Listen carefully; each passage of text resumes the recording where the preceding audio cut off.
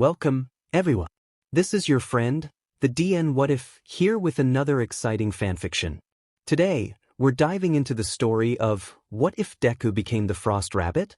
If you enjoy this video, don't forget to hit that like button and subscribe for more fanfiction content just like this. Now, let's get started with the fanfic.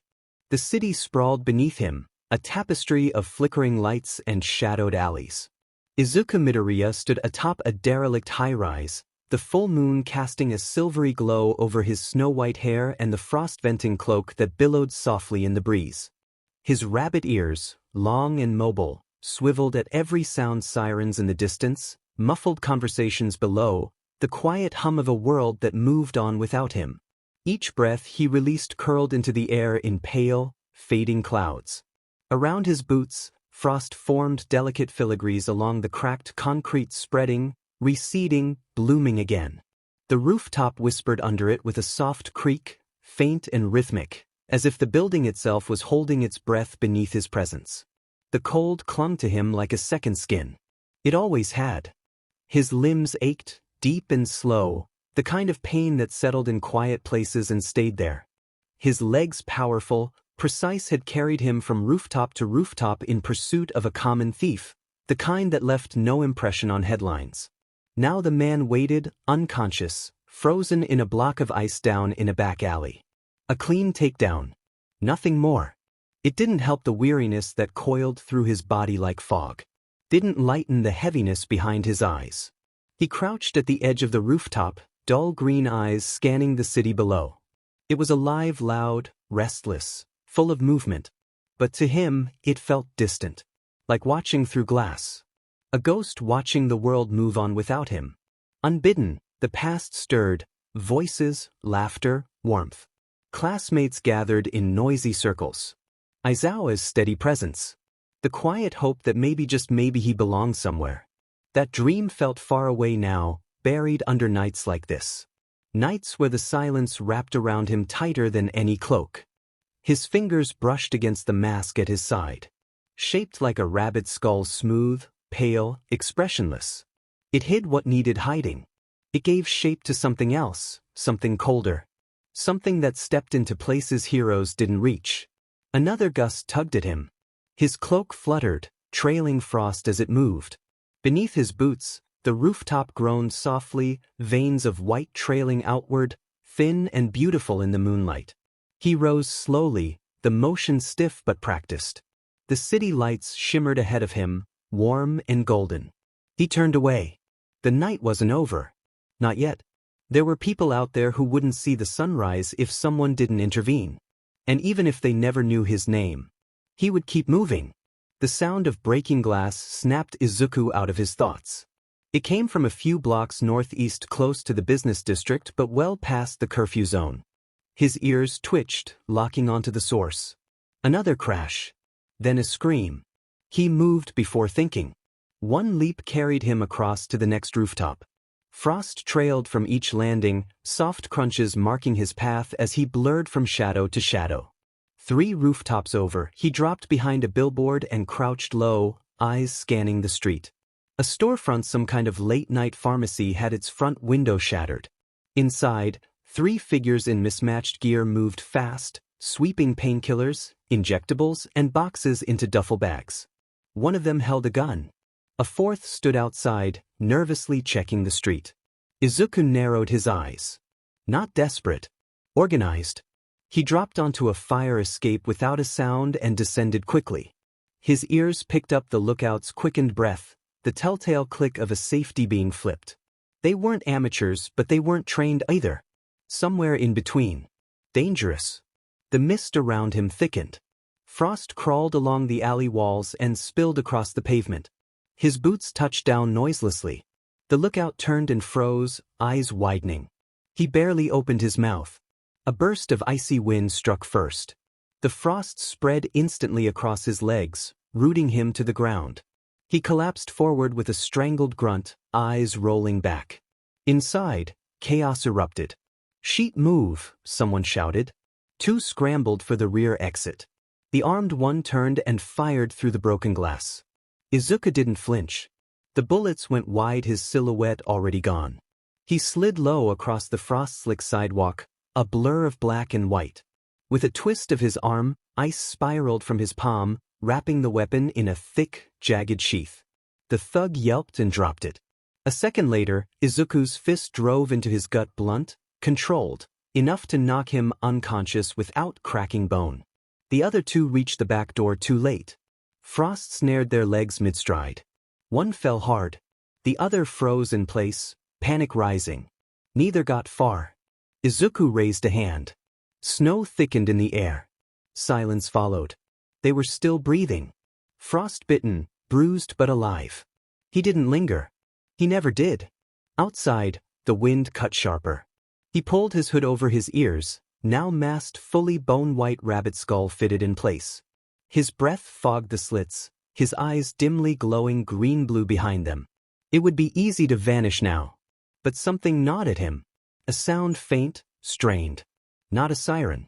Not a voice from police comms. A scream. This one was different. A few blocks away. In a narrow alley walled in by rusted piping and damp brick, a girl barely older than 10 crouched beside a collapsed body. Her hand was soaked in blood. "Help!" she cried again. "Somebody please." The man at her side, her brother, maybe was breathing but barely. Gashes carved deep into his ribs. Not claw marks. Not knife wounds. Too clean. Not an animal. Something else. She looked up wildly, hoping, praying someone would come. The air changed first. A soft crunch. Snow collecting beneath her feet that hadn't been there moments before. She spun. And froze. A figure stepped from the shadows, draped in mist. Cloaked in black. Long rabbit ears half visible beneath the hood. The chill seemed to still the world around him. She backed away instinctively, heart pounding. The figure knelt beside her, silent. The moonlight glinted faintly off the rabbit skull mask. Then his voice. "Quiet, bruv. Move back." She obeyed instantly. The frost touched her clothes but didn't sting. Didn't bite. But lingered. Izuku pressed 2 fingers to the man's throat. Weak pulse. Rapid, shallow. Too much blood. He hissed a curse under his breath, yanked open a compartment on his belt, and pulled free a compact medical kit. As he worked, the frost around them thinned, mist curling upward like a veil shielding them from outside view. The girl watched in wide-eyed silence. "You a hero?" she whispered. He didn't answer. He slowed the bleeding. Pressure, gauze, a focused field of cold to numb pain and stop shock. It wouldn't last. But it would be enough for now. "Stay here," Izuku said. "Help is coming." And as if summoned, a pair of patrol drones buzzed overhead, beams slicing through the mist. One locked on, relaying location data. Rescue would be minutes away. He stood. The girl reached after him. "Wait, who are you?" But there was only mist. Back on the rooftops. Izuku landed hard, boots crunching ice beneath them. His body felt slow. Numbness lingered in his gloves, cold pressing in at the joints. He looked out over the city again. That scream, the girl's voice, still echoed in his head. It hadn't been fear alone. It was the hope threaded inside it. The belief that someone would come. That someone should. He clenched his fists. Ice cracked faintly at his sleeves. It didn't erase the past. Didn't undo what he was. But it was enough. For tonight. The cold should have helped. Izuku sat on the spire of a weathered broadcast tower, legs dangling over the void. The city glittered far below, uncaring. Around him, frost bloomed in lazy spirals along the metal, clinging to steel like veins of silence. But he couldn't shake it. The girl's voice still echoed in his mind the way she'd looked up at him, eyes wide, and asked, "Are you a hero?" He used to have an answer. Flashback. Snow swirled outside the shattered windows of UA's medical wing. Inside, Izuku stood barefoot on cracked tile, a paper-thin hospital gown clinging to his frame. Wires trailed from his arms. The machines around him were silent, offline, lifeless.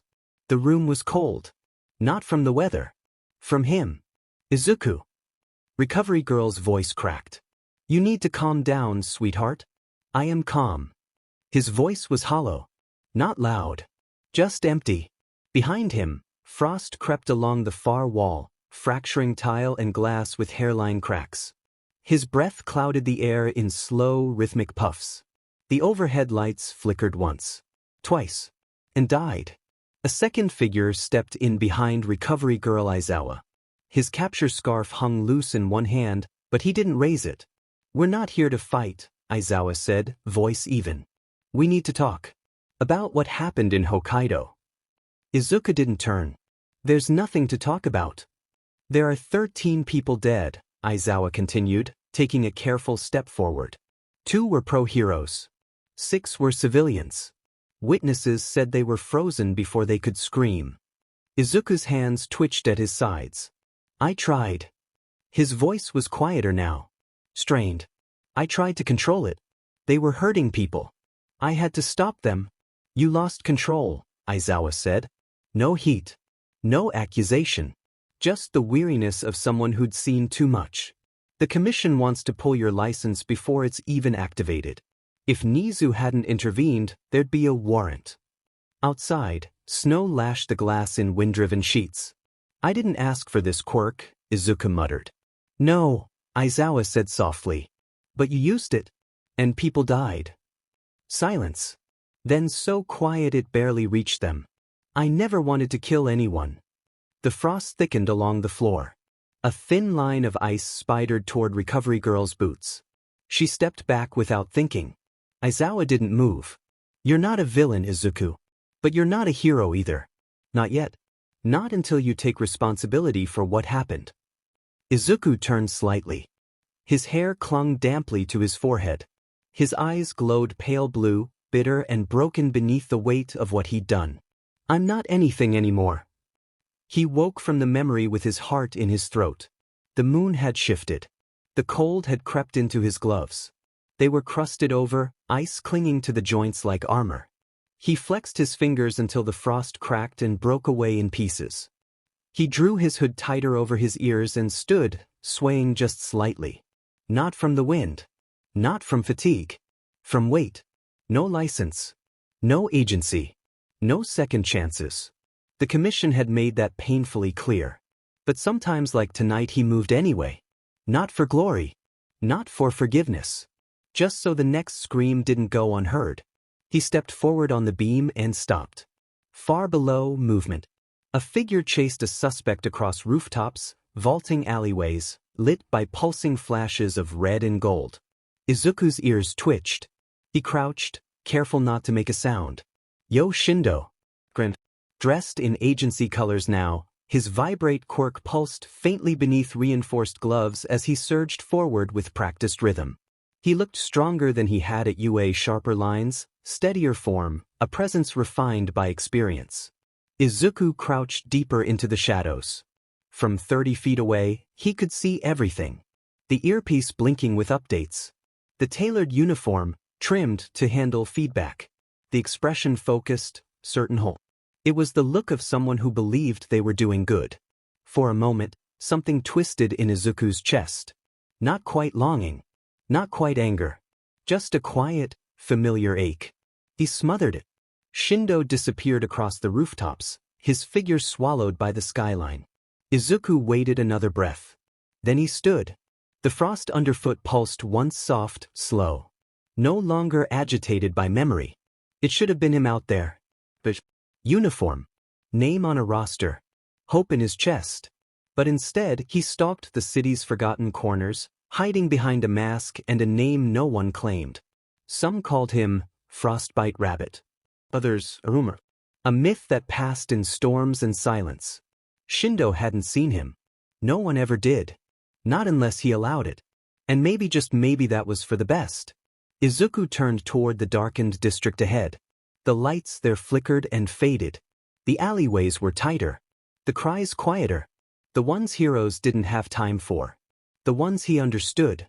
He walked without sound, frost blooming in his wake. Behind him, snow melted slowly in the moonlight, leaving only faint pawprints in ice. The morning light hit too hard. Izuku stepped off the tram into the hum of a downtown ward, the city breathing around him like a machine too large to survive inside. He kept his head low. The rabbit ears beneath his hoodie twitched at every horn, every shout, every echo of boots across wet concrete. He tried not to flinch. People passed without looking at him, yet always shifted, subtly, just enough to avoid brushing too close. He felt the sidesteps, heard the change in their breath, smelled their unease. A man muttered something as he walked by. Another crossed the street, eyes fixed on nothing. Izuku's footsteps left faint frost prints in his wake. He clenched his jaw. Keep it in. Keep it buried. You're not here to be seen. Just pick up supplies. Be gone before noon. The compression fabric under his hoodie was soaked with cold sweat. His body felt like fire and ice clawing at each other beneath the skin. Every step pulled something sharp under his ribs. The cold wanted out. A passive aura ever present, humming just beneath the surface like a storm waiting to break. Holding it back hurt. Suppressing it came with a cost. But letting go? He remembered what happened when he didn't. He ducked into a quieter market street. Narrower and older rows of family-run stalls lined the sidewalks. Steam curled from food vendors. Paper signs rustled in the breeze. It looked warm. A small stand caught his eye. A modest corner grocer, fresh produce and boxed meals stacked neatly. His stomach twisted. He hadn't eaten since yesterday. He approached slowly, head lowered, steps careful. The woman at the register looked up. Older. Sharp-eyed behind thick glasses. Polite at first glance. Then she saw it. The frost trailing faintly behind him. The way his breath fogged, visible despite the spring air. The twitching outline of a hidden rabbit ear beneath his hood. She froze. Izuku didn't speak. He reached for a packaged rice ball near the counter. Sorry, the woman said. Clipped. Cold. We don't serve his kind. He paused. Looked up. No hatred in her expression. Just discomfort. Caution. Maybe fear. I'll pay, he said softly. I won't touch anything else. You're affecting the other stock, she replied, backing up half a step. I've got freezers for that. I don't need a walking one. A man nearby snorted. Should be illegal. Walking around like that. Izuku's stomach twisted again, but not with hunger. Shame settled in its place. He set the rice ball down, gentle as breath. Turned without a word. Walked away. Behind him, the frost on the linoleum cracked softly and melted. He found the alley 2 blocks later. Not one of his not the hidden spaces where he changed into cloak and mask, but quiet enough. Shadowed. Forgotten. He slid down the wall until he hit the ground, knees bent awkwardly, legs splayed. The concrete was cold, but not colder than him. His gloves came off with effort. Frost clung to the inside of his sleeves. His skin beneath was pale veined with faint reds and dusky blues. Frostbite was coming, but he couldn't let it out. Not even a little. The aura had to stay sealed.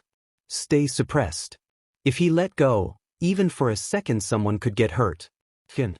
His fingers trembled as he pulled the glove back on. Slowly. Methodically. No food today. It's fine. He'd gone longer. Didn't mean it didn't ache. Didn't mean the whispers didn't stick to his skin like ice. Freak. Should be illegal. His kind. His breath caught.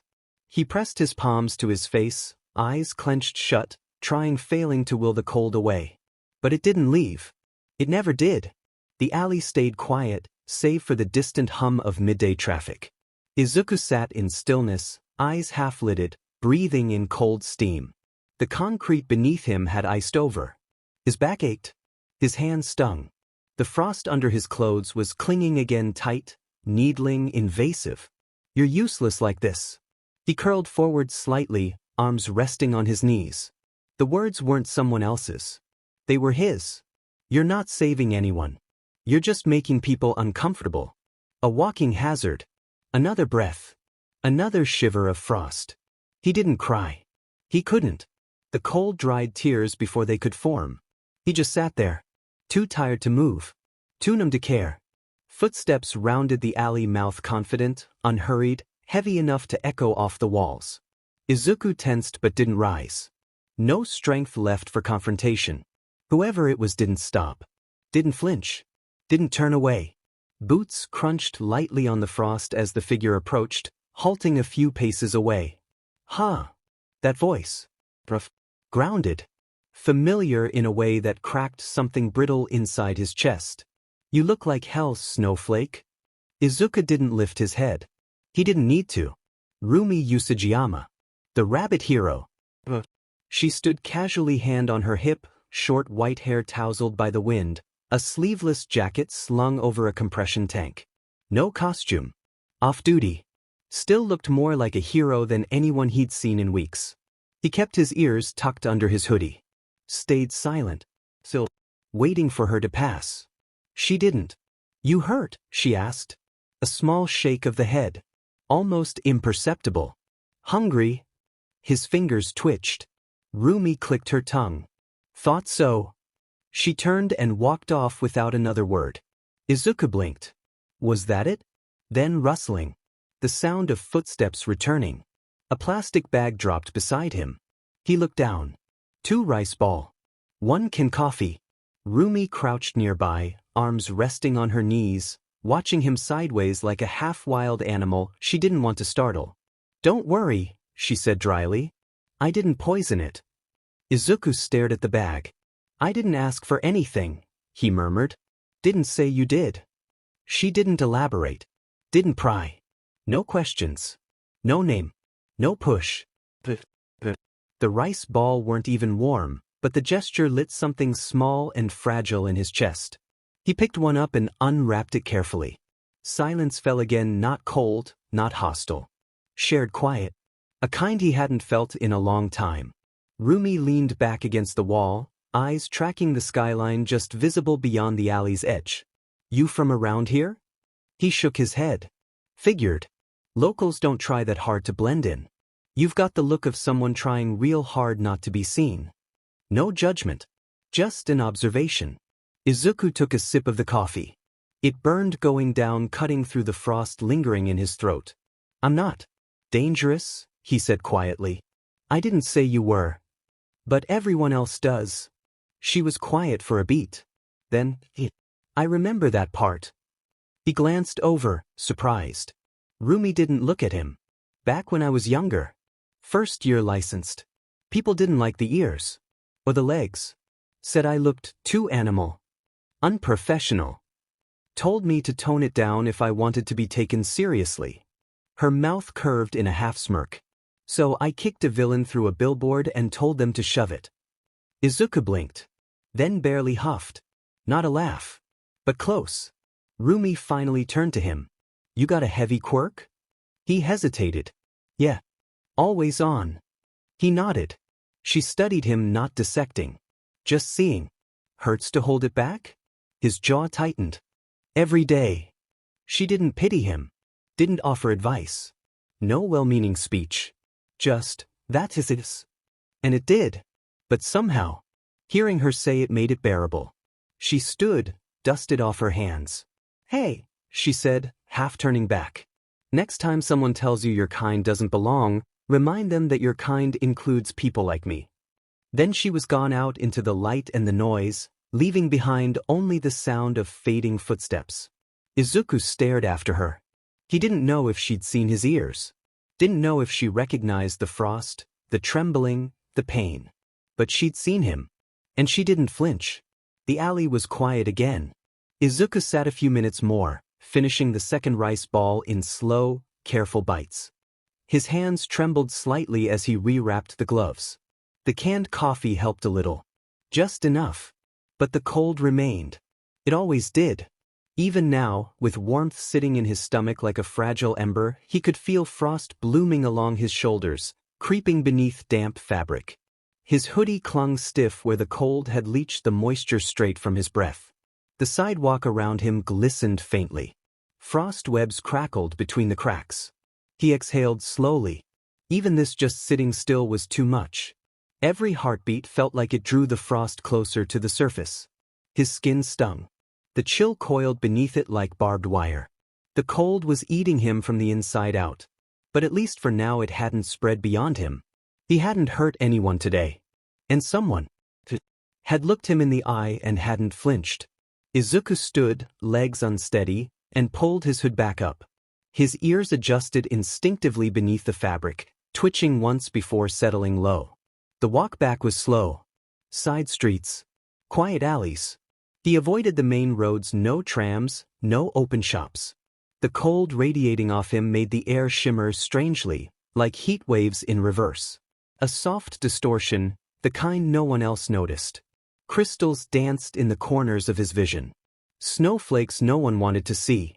By the time he reached the rooftop, the sky was beginning to shift, deep blue fading into threads of gold. It wasn't his place. Just another forgotten rooftop atop an aging office block with no security drones and nothing worth protecting. A rusted billboard slumped along one side, peeling paint flaking in the breeze. But it was high. It was quiet. And it was alone. He crouched by the far wall and pulled free a bundled cloth from behind the ductwork, a weatherproof case, long hidden. Inside, his cloak. Reinforced. Familiar. It was stiff with cold but steadied him the moment it settled across his shoulders. He didn't reach for the skull mask. Not tonight. He sat with the cloak draped like a blanket, knees tucked in, staring out at the city's lights as they sparked to life below. It was beautiful in a way. All those lives, flickering like constellations, warm, flowing, untouched. He wasn't part of them. He wasn't allowed to be. He curled tighter into the cloak. His ears shifted beneath the hood, twitching at distant sound. The frost pulsed once, an ache burning up his spine like fire buried in ice. He clenched his jaw until the tremor passed. "I'm still here," he whispered. No one heard. But he said it anyway. He remembered her voice, Rumi's, clear, unshaken, and utterly certain. "Your kind includes people like me." He didn't believe it. Not yet. But something in his chest had ached when she said it, not pain, exactly. Just the echo of where hope used to live. The frost curled tight around his shoulders. His body hurt. He hadn't smiled. But he hadn't broken either. And when he finally stood, slow, aching, silent, he walked a little straighter. The city at night was quieter than it looked. Up here, rooftops and wind-slick metal ledges, peeling signs and humming lights, it almost seemed peaceful. But Izuku knew better. He'd learned the rhythm of the dark, the hidden pulse of the city's rot. He crouched at the edge of a crumbling fire escape, ears twitching beneath his hood. Down below, 5 stories beneath him, a black-windowed DLVY van backed into a shuttered warehouse. No license plate. No decals. Illegal tinting. Classic. He didn't move for several minutes. Just watched. Steam rose in lazy spirals from his breath, curling in the moonlight. The frost on the edge of his gloves pulsed faintly. He reined it in, forcing the aura tighter around himself. Suppressing it always hurt. He welcomed the pain. It helped him stay focused. The building was old pre-Quirk-era steel, brittle in the cold. He counted 2 sentries out front, both armed, neither paying close enough attention. The warehouse district had been condemned years ago. The perfect place to disappear. And tonight, he wasn't letting anything disappear. His information had come from a smuggled data chip, encrypted, badly. From what he could parse, this wasn't just an enhancer shipment or a black market handoff. This was trafficking. He didn't know if it was children, mutants, undocumented quirk users, maybe all of the above. Didn't matter. He would stop it. He moved. In silence. His leap carried him across the alley like a whisper, landing in a crouch on the far rooftop. From there, he dropped, grabbing a rusted pipe and swinging himself onto the rear balcony of the building. One breath. The frost beneath his boots left a glittering half-moon of rime. The pain in his calves bloomed as he pushed more energy into stealth. He crept through a broken pane in the upper window, into the rafters. Inside, the building pulsed with low voices, heat lamps, the faint hum of an industrial power line. Containers. Cages. He saw them now. Lined up in rows, some covered with tarps, others out in the open, dirty, bolted cages. And inside them, Izuku's stomach turned. All mutant types. Animal features, aquatic traits, serpentine limbs, rare ones. Some injured. Most sedated. The older ones looked half-conscious, slumped against rusted bars. A few looked no older than 6. A dull fury ignited in his chest. He counted 8 kids, for handlers, and 2 more goons loading something into a back room. There were syringes, tools, collars. His fingers twitched. He was going to break them. The silence inside the warehouse was deceiving.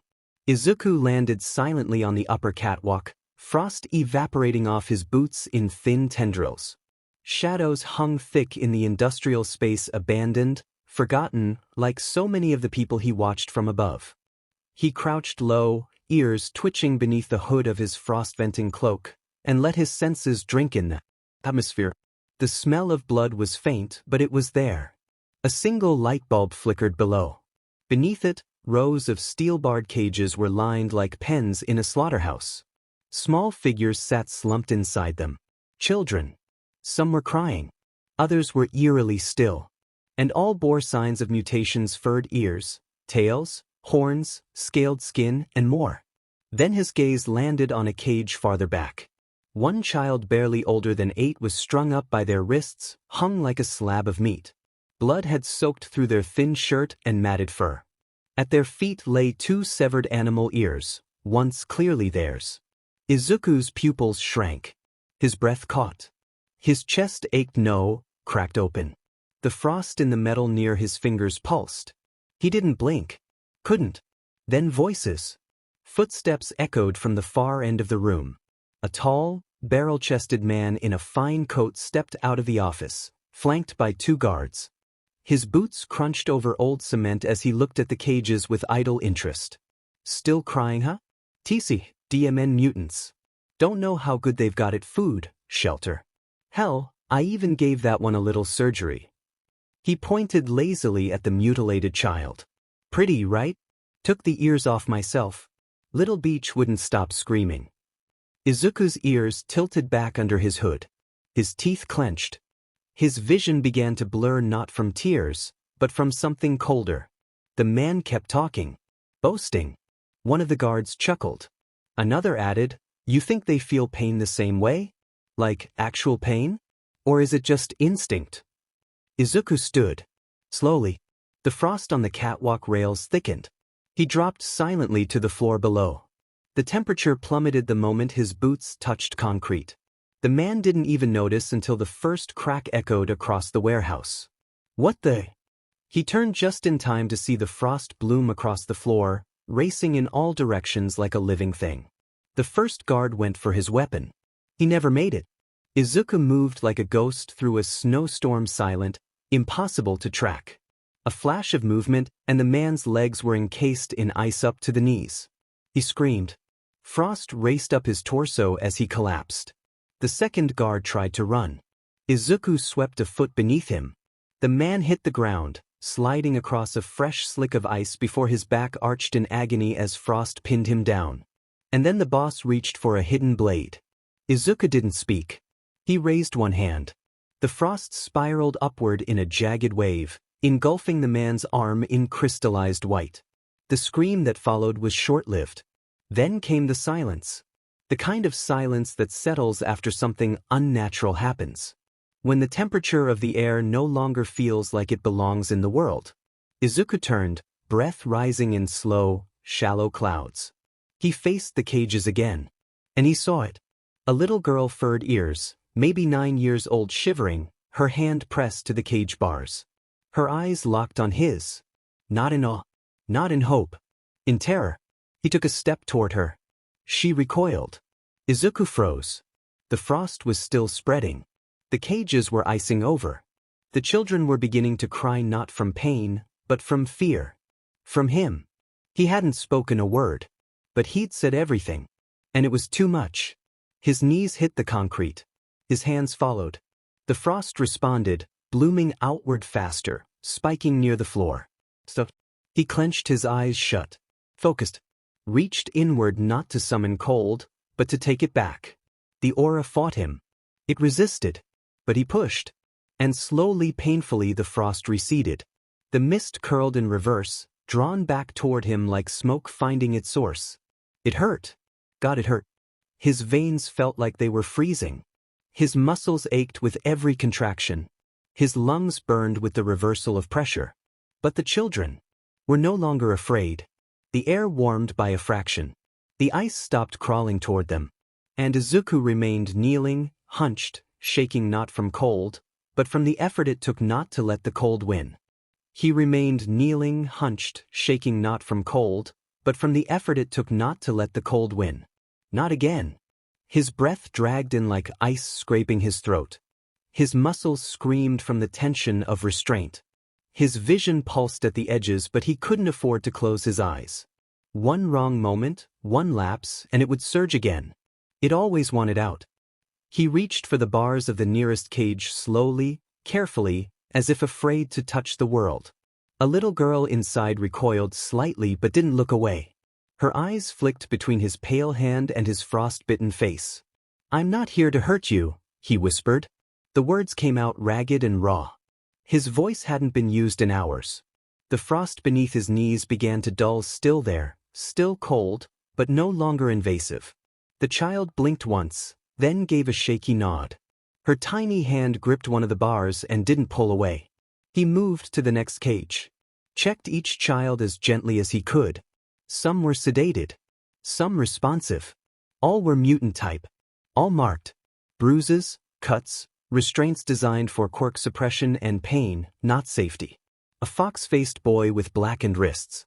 A fish-skinned girl with burns on her gills. It was systematic. Not just trafficking. It was punishment. And it was personal. The next cage. His breath caught again. It was the boy. The one whose ears had been severed. Still hanging limp in the restraints. Still bleeding. Izuku forced himself to move, though his arms trembled with every inch.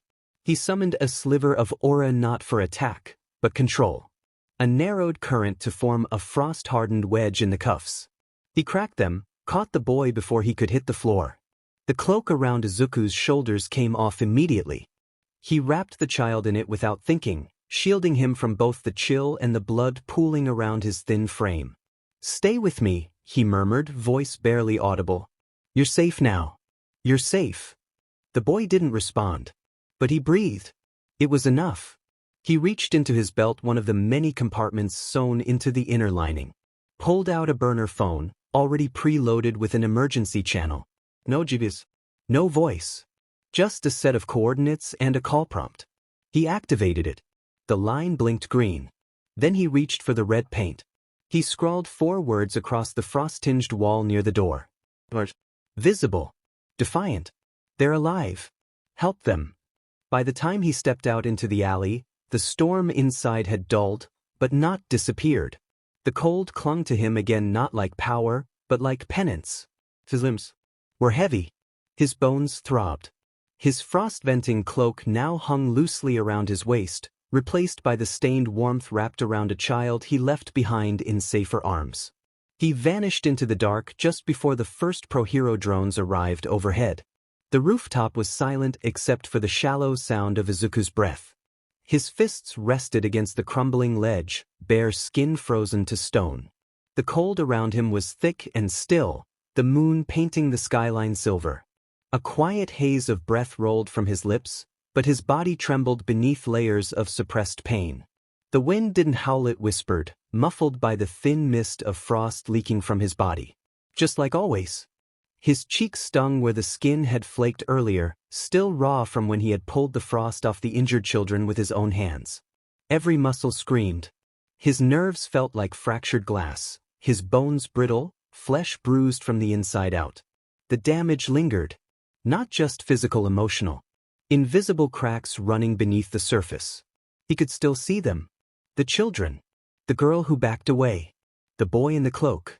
The fear in their eyes. The frost that had crawled along the bars. The cold that made him a monster. The flash of memory struck. Flashback. It was supposed to be his first real mission. After the sports festival, UA had begun placing promising students into internships under licensed heroes. His name hadn't drawn the offers others did, but a quiet recommendation from Aizawa earned him a short-term mentorship under Blizzard Fong, a B-rank pro with a rare ice-shaping quirk and a reputation for calm under pressure. Izuku had been grateful. It felt like a step forward. A chance to prove he was more than his mutation. More than the quiet frost that followed him. The call came in on the 3rd day of his assignment. A warehouse in West Hokkaido. Suspected bomb ring. Confirmed civilian presence. Not a drill. Not a simulation. Real danger. He didn't hesitate. The warehouse was chaos.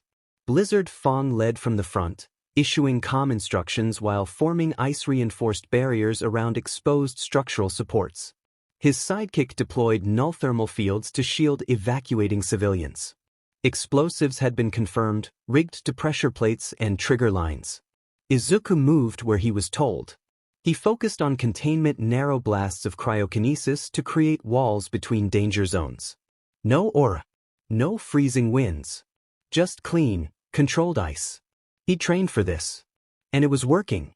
Civilians got out. No panic. No injuries.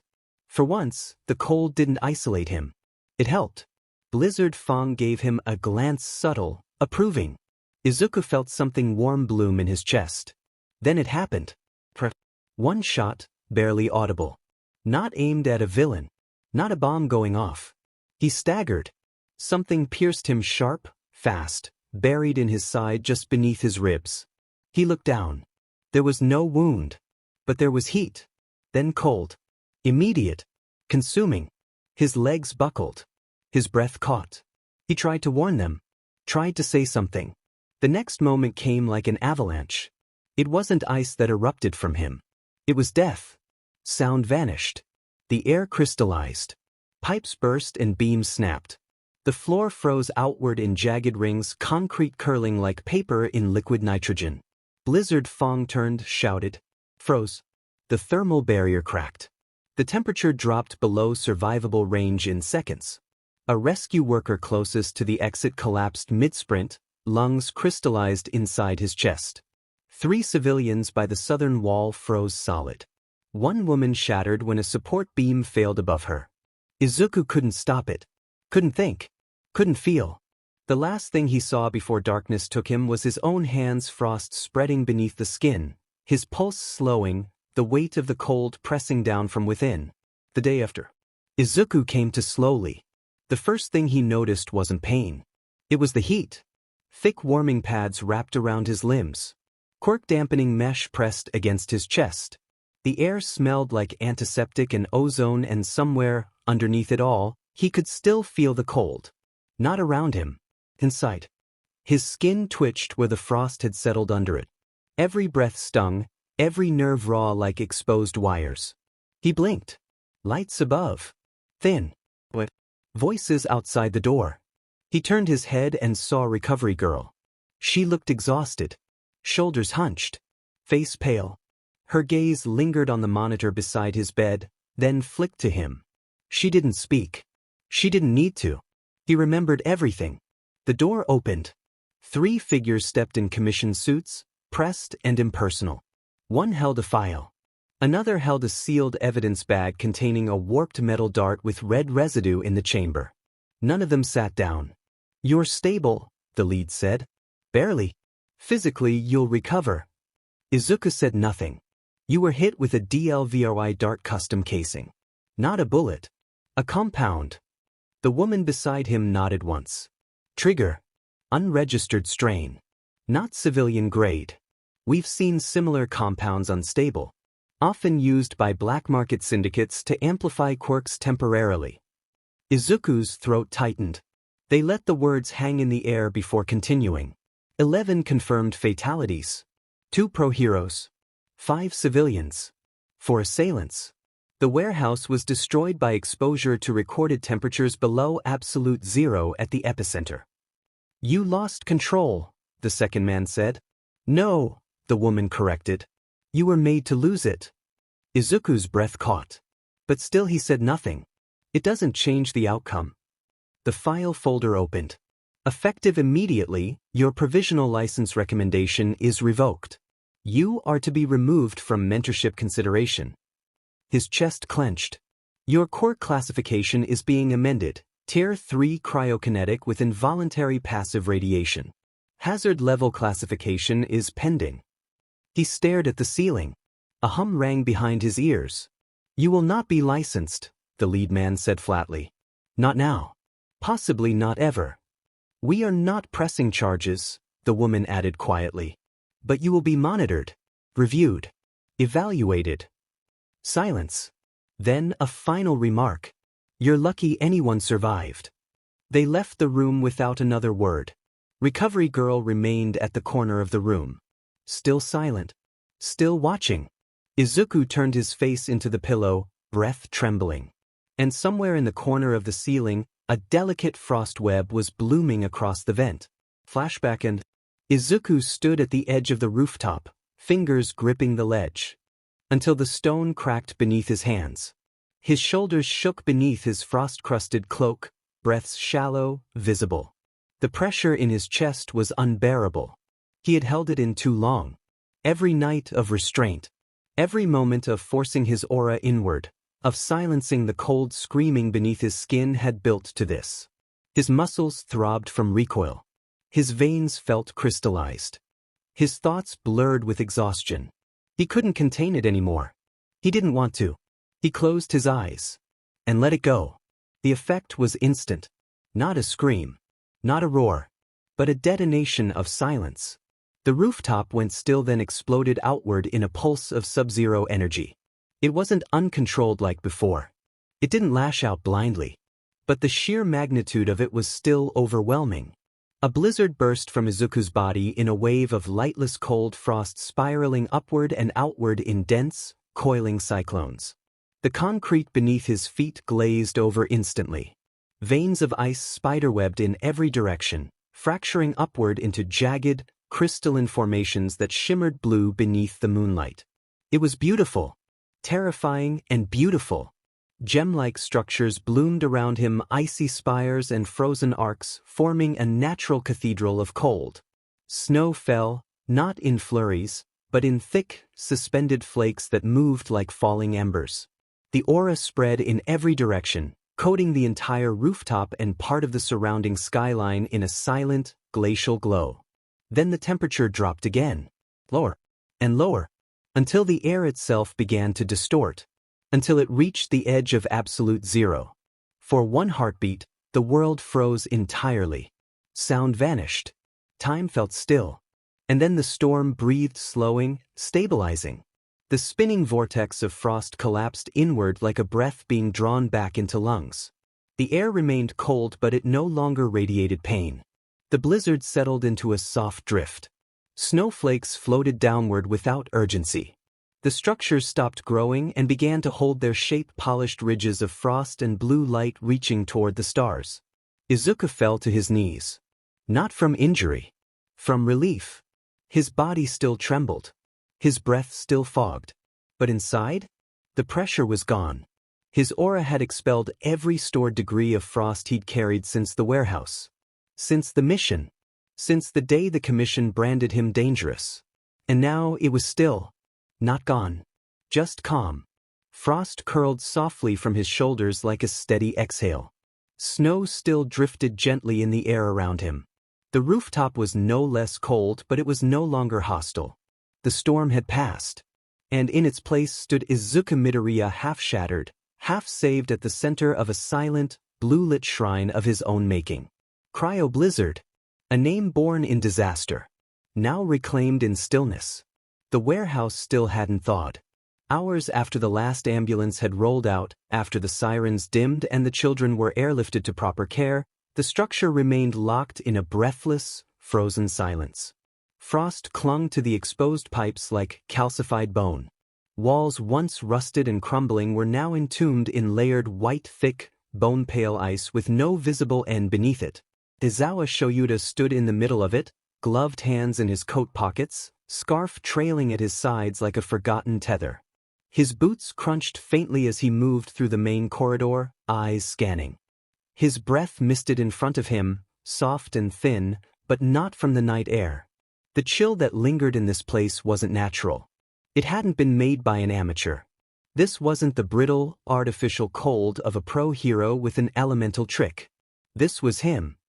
He found the wall where the message had been left hastily scrawled in red paint, partially flaked, but unmistakable even beneath the frost. They're alive. Help them. Aizawa didn't speak. Didn't blink.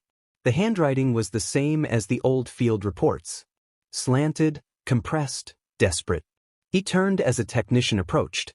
The freeze reached into the foundation, the woman said, teeth chattering despite her thermal gear. Walls aren't just frozen on there in the ice. Some of the older supports shattered from pressure. Aizawa nodded absently. The woman hesitated. Never seen ice like this before. It's not ice, Aizawa said softly, scanning the wall. Not anymore. Not exactly. She followed his gaze to the white layers, smooth but impossibly dense, compacted to a pressure and density that made temperature readings meaningless. It's the old cold, he murmured. The kind he used to try to hold in. A voice interrupted from behind. A detective in a navy overcoat, voice clipped and skeptical. We've got no clear ID on the suspect.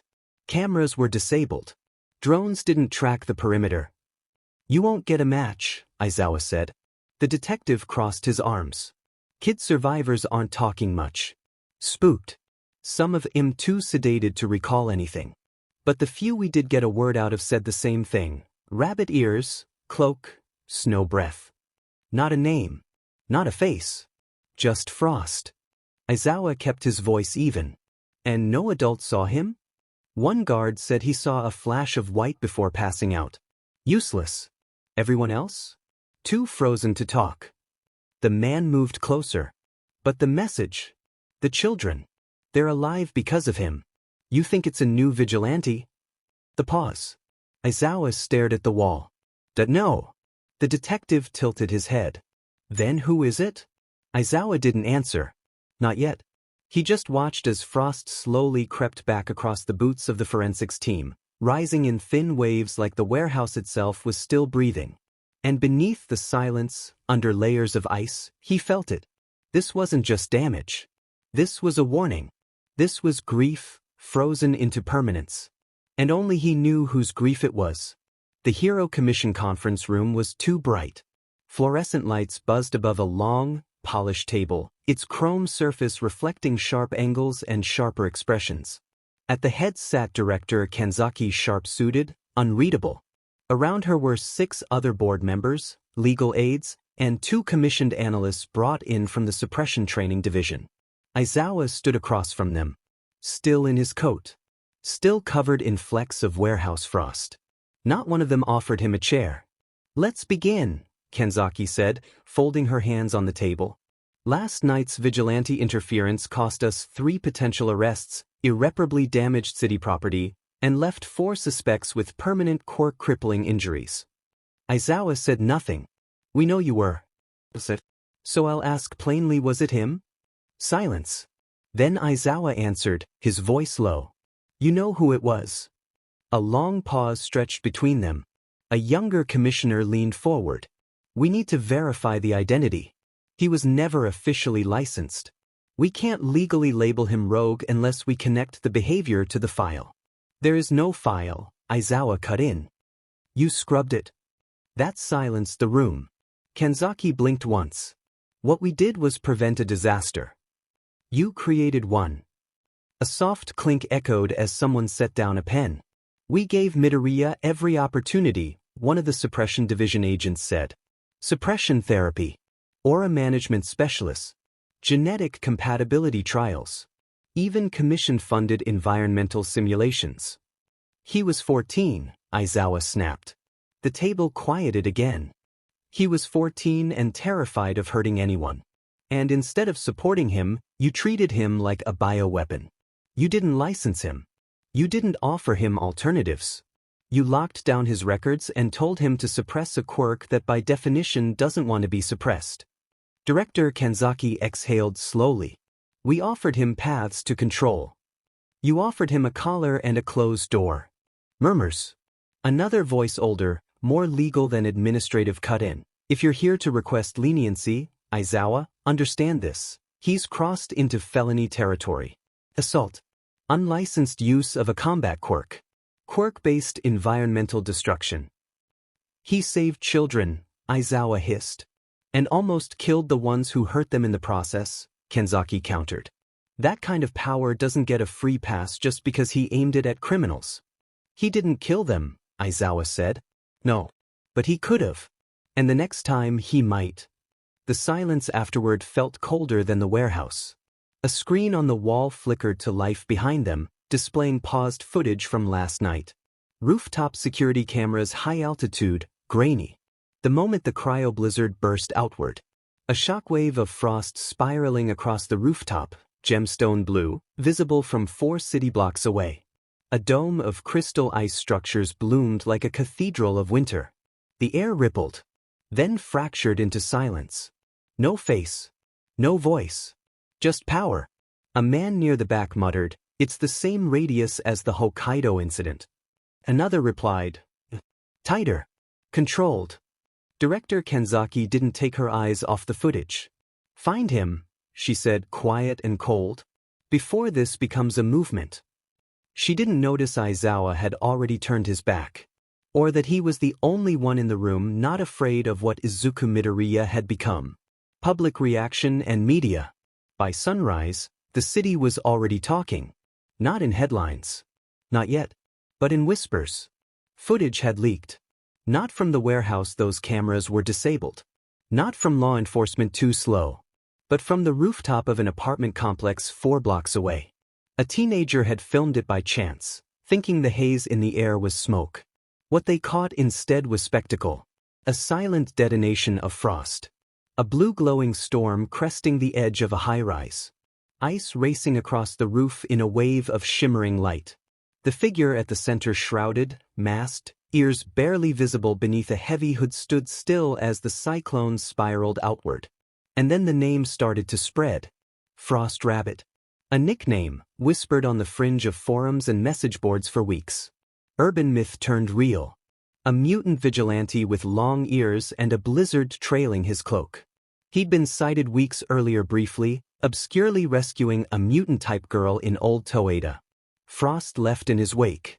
No official report. But now there was video. Clips spread like wildfire. Same ears. Same frost pattern. He's the one who hit that drag raid last month too. I heard he doesn't talk. Just shows up. Freezes the bad guys and leaves. Someone said he left a note. They're alive. Help them. That's not a villain. The other name came slower. Harsher. Cryoblizzard. A villain's voice had screamed it in the leaked medical logs. The audio, blurred by static, caught the man shouting as medics tried to amputate a ruined arm. Cryoblizzard, he did this, he's not human, he's not. The name was colder. More brutal. And it stuck. On the surface, it sounded like a quirk title. Like something registered in official databases. But it wasn't. No one had filed that designation. It was born of fear. 2 names. 2 identities. Frost Rabbit, spoken in awe by those who saw a shadow helping people no one else would. Cryoblizzard, spat in panic by criminals who now lived with frozen limbs and empty nerve endings. Social media divided instantly. Why are we hunting the guy who saved mutant kids? Because he broke every law in the book doing it. He's a hero in everything but paperwork. He's unstable. He could snap again. What if it's a school next time? A war of perception ignited. Heroes stayed quiet. The commission said nothing more. And through it all, the boy behind both names said nothing at all. Because names were tools. Weapons. And Izuku Midoriya had already lost the right to choose his. Or so he thought. The rooftop was still blanketed in blue. Not the pale frost of his early years. Not the dull, lingering white of suppressed aura. This ice was crystalline, prismatic, cut like glass, shimmering with veins of moonlit blue. It rose in jagged peaks and smooth ridges across the concrete, each one a scar carved by control. Izuku knelt at the center. His breath fogged steadily, rhythm returned. His cloak, tattered at the hem, hung heavily over his frame. His hood had slipped back, revealing white hair tousled from the storm. Beneath the edge of the fabric, the faint outlines of his rabbit ears pressed gently against the hood lining, still, but alert. His gloves were stiff with frost. The tips cracked. But he didn't move. Not yet. The moment after the storm always felt like this, weightless, but hollow. As if his body hadn't caught up to the silence. As if something should be falling apart. But this time, nothing broke. No buildings collapsed. No screaming. No bodies. No chalk outlines or gurneys. No headlines blaming him before they even knew what happened. Just frost. And snow, falling slow. His aura was still there, cold, ever-present but no longer desperate. It pulsed faintly from his chest, circling outward like a heartbeat that breathed frost instead of blood. It didn't claw. It didn't suffocate. It just was. The pressure was gone. And with it, a strange quiet. His body still ached. The nerves in his arms stung. The cheek bore the aftermath of frostbite, the skin cracked and raw from earlier, from when he drew the cold back out of the cages to save the children. It would scar. He already knew that. But the pain was background now. What mattered was this. The rooftop beneath him transformed into a monument. Not to victory. Not to power. To survival. He exhaled slowly and pressed his hand to the frozen ground.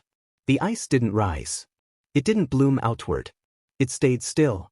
Waiting. Listening. So did he. His voice, when it came, was low. Quiet. A name. One whispered by the men who hurt the children. A name he hadn't chosen, but one that had been carved into the moment nonetheless. Cryoblizzard. He stared down at the veins of gemstone ice coiling outward beneath his palm. That name wasn't his. Not in the way heroes got names. Not given to him by teachers or mentors or fans. Not by friends. It was a title born of fear. Of consequence. Of tragedy. But unlike every other title they'd taken from him, this one, they couldn't strip away. They couldn't bury it under reports. Couldn't erase it from records. Couldn't say he never existed. Because the world had seen him. Even if they didn't know his name, they had seen him. He closed his eyes and said it again. Cryoblizzard. Still not in acceptance. But no longer in hate. Maybe not yet. But someday. Maybe if he survived long enough, he would get to choose what it meant. Not the commission. Not the villains. Not the city that looked away until mutant children started turning up in cages. But him. Just him. And the frost. Always the frost. The city had a rhythm, even in the quiet hours. Winds swept through the alleys between Mizudafu's eastern wards, rustling paper lanterns and plastic bags, stirring up last week's forgotten flyers. Most heroes didn't patrol this far out anymore, too quiet, too low profile. The commission had deemed it containable. But for Rumi Usajiyama, it was the pause that got her attention. She crouched atop the shell of an old train station roof, bare arms folded as she looked down at the scene below. A small street-side shop glass cracked, not shattered, being cleaned by a group of teenagers and a pair of older shopkeepers. Nothing explosive. No injuries. No villains to punch. But it was what they were saying that made her ears twitch. Told you it was that Frost guy again, one teen muttered, sweeping glass into a bin. You mean that bunny freak? With the ears? He's not a freak. He saved them. Didn't even wait to be thanked. He didn't talk either. But showed up. Covered the fire with ice. Then left. Rumi's gaze sharpened. The pause. The old man, the shop owner, spoke next. He left a path of ice from the alley. Like a trail. There was a little girl trapped under the counter. Would have bled out if not for him. We checked the cameras, but they fuzzed out when he was near. So, who is he? A girl asked, biting into a protein bar. People are calling him Frost Rabbit, the boy replied. Cause of the ears. And the cold. Frost Rabbit, the girl repeated, almost like a prayer. Cool name. Up on the rooftop, Rumi didn't smile. Not quite. But something behind her eyes shifted. She stood, brushing dust off her pants, and leapt to the next building with a sharp flex of muscle, controlled, silent. Her instincts were stirring in that familiar way. The same way they had when she first saw him, shivering, pale, huddled in that alley like a blade left out in a blizzard. She hadn't known who he was then. Not fully. She still didn't. But now, the signs were adding up. White hair. Frost aura. The weight of how he moved, not with fear, but exhaustion. The strange silence in his presence. The control just barely holding. And now? Now people were talking. Naming him. Not as a villain. Not yet. Just as something. Between. A ghost with a purpose. She remembered the rice ball. The way he hadn't said thank you. The way he hadn't needed to. "You're not dangerous," she'd said back then, not out loud, but through posture. Through quiet. And maybe she still believed that. But she also knew what a person looked like right before they burned out. Or froze over. Rumi wasn't a tracker by trade. She didn't work in shadows. But when instinct spoke, she listened. And something in her gut told her. That boy was slipping. Not away from the world.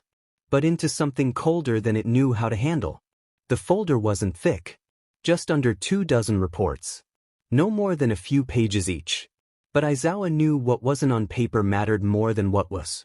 He stood at the back of the UA faculty lounge, away from the window, a black binder spread across a work table that hadn't been used in months. The papers were printed, not digital. He didn't trust shared servers anymore. Too many things had vanished that way. Every report followed a pattern. Small-scale rescue. No witnesses besides the victims. Environmental frost damage present. Suspects subdued, some critically. Cameras down or distorted. Aizawa flipped the page. Todoroki's report from a separate patrol. Area unusually cold. I assumed atmospheric shift at first until I found a scorched trauma blanket flash frozen to asphalt. No source located. He flipped again. Uraraka's notes. Thought I saw someone on a nearby roof when I was handling the fire evac. He vanished too fast.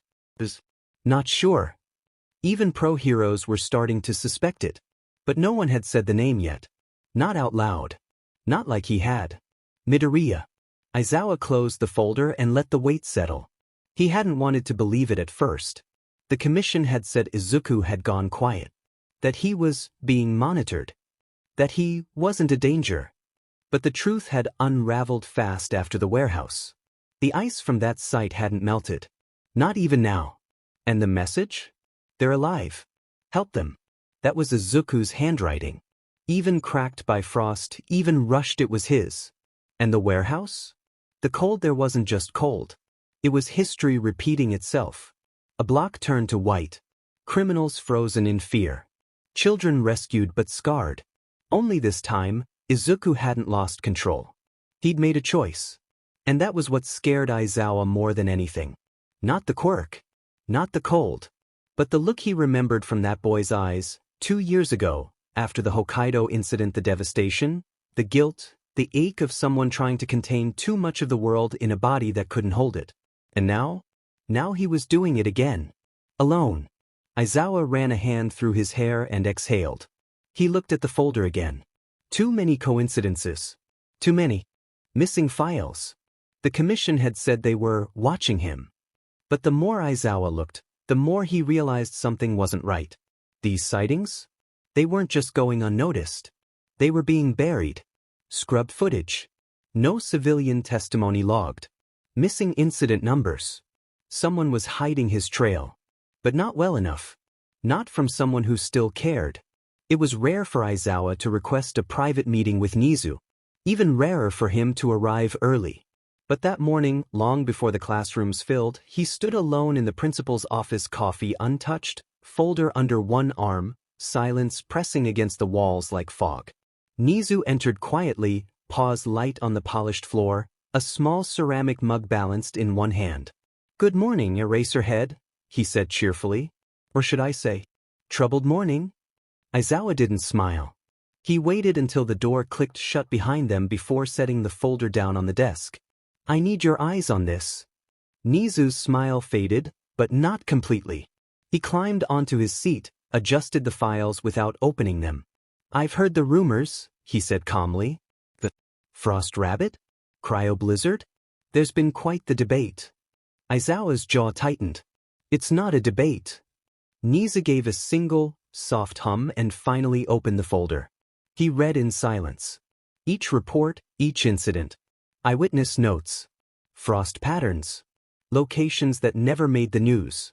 Statements from children. Scattered mentions of a tall figure with ears and a cloak. And then, the warehouse. The ice that wouldn't melt. The message scrawled in red. "They're alive. Help them." Nizu's tiny claws rested on the edge of the page. His ears didn't twitch. But his silence spoke volumes. When he finally looked up, his voice had changed. Still measured. Still quiet. But heavy. You think it's Midoriya. I know it is. Nizu didn't argue. He closed the folder slowly and laced his fingers together. Why now? He's moving with purpose, Aizawa said. The pattern's too specific. He's hunting traffickers, targeting operations the commission never put in the public logs. Ones even I couldn't access. Nizu raised an eyebrow. And yet, he finds them. Aizawa nodded. He's not out of control. Not like before. But he's carrying something with him. I don't think he's sleeping. I don't think he's stopped moving since Hokkaido. Nizu leaned back slightly. And the commission? They're not looking for him, Aizawa said flatly. Not properly. They're burying what he does. Hiding the evidence. Not stopping him, just covering their tracks. Either they're hoping he burns out quietly, or someone higher up is protecting him for reasons I don't like. Nizu tapped a claw against the wood once. Then twice. I see. Silence stretched. Then he stood. Aizawa waited. Nizu paced slowly toward the window. The sunrise bled gold across the cityscape. Steam rose from rooftops. Children were walking to school below. Finally, Nizu spoke. Midoriya was never the problem, he said softly. We were. Aizawa said nothing. We asked him to be exceptional, then punished him when he was. We told him to smile, even as we trained him to bear things no child should. And when his quirk resisted the mold we built around it, we threw away the mold. His tone never rose, but every word cut. He deserved better, Nizu said. Aizawa's voice cracked just once. I know. Nizu turned. When the time comes, if he gives us a chance, we don't chase him. We don't trap him. The pause. We reach out. He stepped closer, tapping the folder. And we give him the choice he was never allowed to make. Aizawa left the room without another word. The door shut softly, and silence settled like dust. Nizu remained at the window for several long moments, his paws behind his back, gaze distant. The mug on his desk had gone cold. The coffee untouched. Only once he was sure Aizawa was gone did he return to the desk, climb back into his seat, and reopen the folder.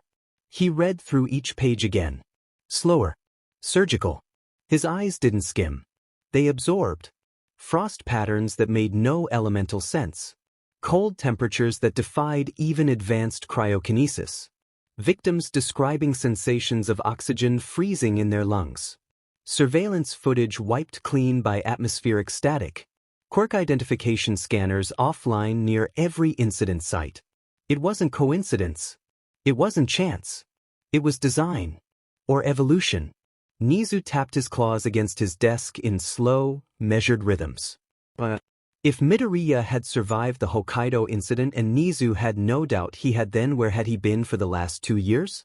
A boy that powerful, with a mutation that distinct, didn't just vanish. Unless someone had helped him disappear. He had learned how to vanish. Nizu pulled up a secondary console screen, one only he had access to. It displayed archived records, old files buried under layers of redaction. He typed in a familiar string, Midoriya, Izuku, Class 1A, former. Access denied. Even to him. That was all the confirmation he needed. Nizu's expression didn't change. But his thoughts raced. But why not immediately after the accident? Why not during the years of fear and trauma? Why had the boy waited this long? Unless it hadn't been a choice. Nizu flipped back to a snapshot taken from drone footage during the rooftop incident. The image resolution was terrible mid-burst, a blur of frost and cloak and movement. But Nizu zoomed in on the figure's stance. Not rage. Not chaos. Controlled. Measured. Centered. This wasn't a snap. This was an awakening. A quiet revelation settled behind Nizu's eyes. He tapped the desk once. Then again. You've been hiding in plain sight, he whispered, not in suspicion, but in sorrow. And I think the only reason you're still breathing is because your quirk made everyone afraid to look too closely. He leaned back in his chair. Eyes narrowed. Brain in motion. Theories unfolded, unlikely, terrifying, absurd. Had someone weaponized his trauma? Had he self-isolated as a method of control? Had his body mutated under pressure, no longer just a user of cold, but a source of it? Nizu's eyes flicked to the final line of the warehouse report again. They're alive. Help them. You weren't trying to be seen, he murmured. You were trying not to be found. The pause. Then to no one but the room. So why are you letting us see you now? And that more than anything frightened him. The cold lingered in the folds of his cloak long after the rooftop blizzard had passed. Izuku moved slowly, more from fatigue than injury, as he slipped through the service exit of an old electrical substation, long decommissioned, buried beneath layers of forgotten infrastructure in the city's underbelly. It wasn't safe. Nothing was, not really. But it was quiet. And more importantly, hidden. He pulled the rusted door shut behind him and dropped the locking bar across it. Then he collapsed. The floor was concrete and unwelcoming, but he didn't care. His cloak was soaked at the edges, white crusted with crystalline frost. The reinforced thermal lining had begun peeling near the collar, fibers frayed where frostbite had carved too close to the surface. The rooftop release cryoblizzard had done its job. But it had taken something from him too. And now the aftermath settled in, not with a scream or a gasp, but a cold silence. Izuku lay on his side, one arm beneath his head, the other curled loosely over his ribs. He didn't cry. He didn't speak. The glow from a single busted light in the ceiling flickered above, casting pale circles across the room like dying stars. His gloves had fused slightly to his fingers during the blizzard. He peeled one off now, wincing as skin came with it in fragile layers. His knuckles were red and raw, the beginnings of blistered frostbite just under the surface. Too thin, he murmured to no one. He looked at the gloves, scavenged, patched, and reinforced multiple times. They were originally tactical carbon mesh, resistant to shock but not built to withstand a quirk like his. Not anymore. And his cloak. He sat up with a grunt, pulling it off and spreading it across the floor. Rips. Tears. Threadbare where the aura had burned out through sheer cold. The hood had held, mostly, but one of the inner seams had warped from moisture freeze. It no longer insulated against his passive chill the way it used to. Everything was failing. And he hadn't even reached the breaking point yet. He stayed still for a long time. Then, eventually mechanically he moved. From the far wall, he pulled out a plastic storage bin tucked behind exposed piping. He flipped the lid open and began sorting its contents with the precision of someone who had done this far too many times. Scraps. That's what it was. Bits of old gear, broken holsters, frayed wraps. One reinforced elbow plate scavenged from an old hero support store. One insulated thigh strap salvaged from a tactical dummy vest. A half-burnt balaclava with a tear too large to mend, but its inner lining was still useful. His hands moved on muscle memory. The upgrades would not be immediate, but they would be necessary. Phase 1. Reinforced gloves.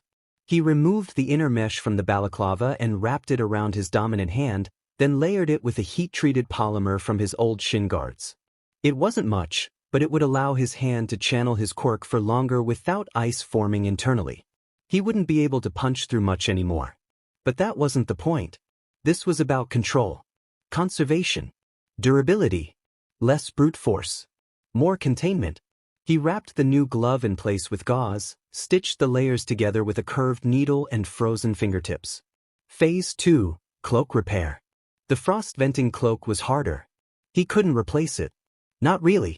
It was the most effective thing he had left, old military-grade polymer layered with reactive quirk absorption fibers that vented excess temperature passively. He'd reinforced it over time, stitched it with carbon wire and lined it with insulated mesh when he could afford it. But it was breaking down. And now, as he ran his fingers along the collar seam, he found the tear where frost had sunk through. His thumb paused over it. Right at the base of the neck. Right where his quirk surged the strongest when he lost composure. The tear had formed during cryoblizzard. He'd pushed too far. His cloak hadn't been enough.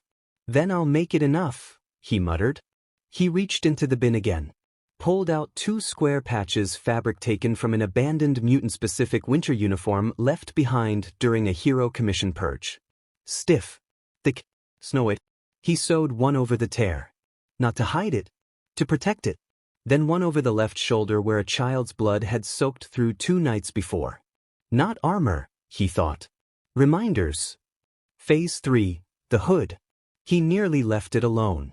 But as he pulled it up and over his head again, the weight felt too light. Too fragile.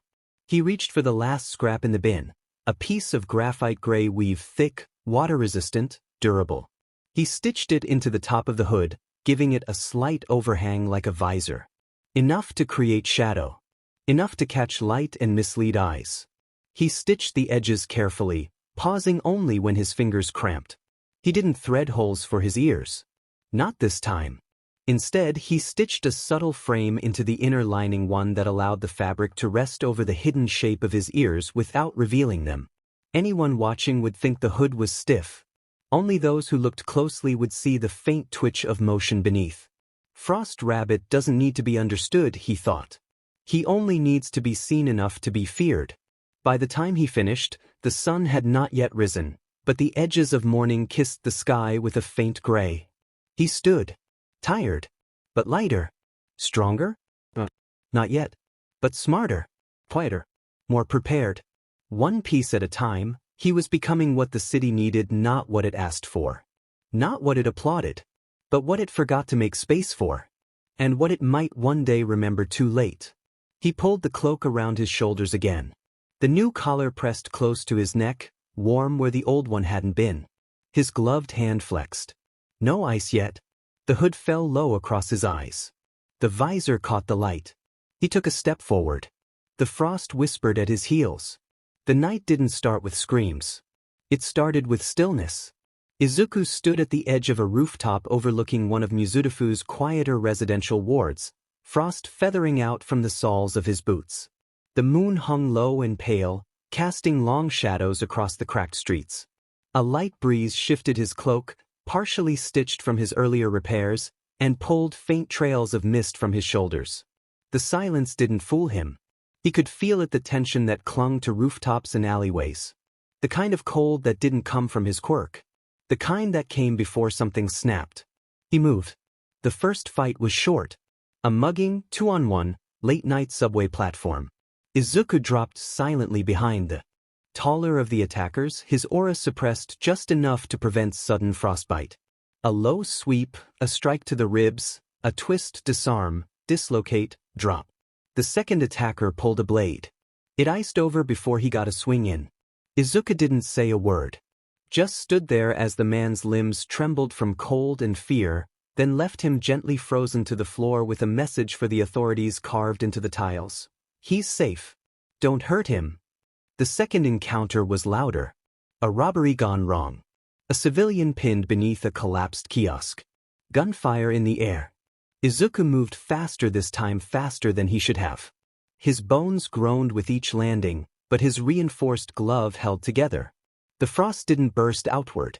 Just controlled waves of cold, enough to turn bullets into useless metal and disarm a desperate man before he hurt someone else. He didn't freeze the attacker solid. Didn't need to. The fear in the man's eyes was enough. But the child under the kiosk? Crying. Mutant-type bat ears and slitted eyes. She looked at Izuku with something between awe and terror. He froze again, not in movement, but in heart. He wanted to say something. But she flinched when he stepped closer. So he pulled the debris off her gently. Wrapped his cloak around her arms. Called the emergency drone with a burner frequency. And vanished. By midnight, he'd intervened in 3 more incidents. Each one layered on top of the last. None of them catastrophic. Just routine horror. Frost clung to his back now, not from aura surges, but from sweat that turned to ice inside his hoodie. His new collar helped retain some heat, but not enough. His legs burned. His breath was shallow. The cold inside him hadn't reached critical yet, but it was building. He hadn't eaten since sunrise. Hadn't slept since the rooftop. But still he moved. He paused in the skeleton of an unfinished apartment complex, kneeling in a corner, out of sight. There was blood on his glove. Not his. It was hard to tell if that made it better or worse. He flexed his hands slowly, watching the way the reinforced fabric bent now, giving more support to his wrist than it had days ago. The internal lining helped keep the ice from eating into his nerves. But it still wasn't perfect. Nothing was. He looked down at his boots. One was cracked along the side. The sole left snowflake imprints now with every step. He'd need to reinforce that soon. Maybe replace it. If he had time. If he had materials. If he lasted the week. His ears twitched. Gunshots again. Farther this time. Industrial zone. Izuku didn't hesitate. He dropped down 5 stories, parkouring off broken scaffolding, each landing sharp and practiced. His legs built stronger than most from both mutation and training absorbed the impacts, though they stung more than usual. A shiver crept up his spine, but he forced it down. The frost at his back stirred. They need you. The night wasn't ending anytime soon. But his body was beginning to. And he couldn't stop. Not yet. He reached the edge of the industrial zone just past 1 a.m. Old warehouse walls loomed around him like empty graves, all steel and shadow. The frost that clung to the air wasn't his just regular cold, the kind that settled into abandoned places with no insulation and no witnesses. Izuku landed atop a metal shipping container, knees flexed. His breath fogged the night in a slow curl. Below, the shouts had stopped, but something was still wrong. The silence wasn't natural. It was muffled. He listened. Not with ears. Not entirely. He felt it like a dull pressure behind his eyes, a shift in air temperature that wasn't quite right. Too steady. Too confined. Suppression field. His jaw tensed. That meant gear. Someone had the resources to dampen heat or noise either for stealth or control. Probably not pro-heroes. Too clean for that. He leapt to the next rooftop, frost kissing the concrete beneath his soles. A glance through a broken skylight showed what he feared. A storage space turned staging ground.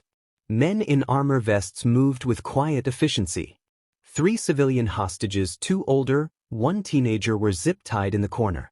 One of them had scales across his cheek. Mutant type.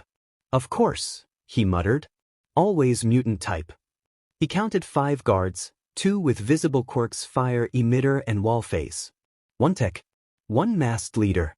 He could wait. He could call for help. But the suppression field. It would prevent any emergency drone from triangulating this place in time. By the time help arrived, the hostages would be gone. Or worse. Izuku clenched his gloved hand. Suppressing the aura will hurt. Letting it go could panic the hostages. He'd need to thread the line. He entered from the side, quiet, controlled. The cold curled behind him in thin strands, barely visible mist trailing from his ankles like smoke. His first step sent a low chill into the floor, enough to freeze the wheel of a surveillance drone locked in place by a tripwire. He disabled it with a flick of ice. 2 steps later, he passed through the utility corridor and spotted a guard turning.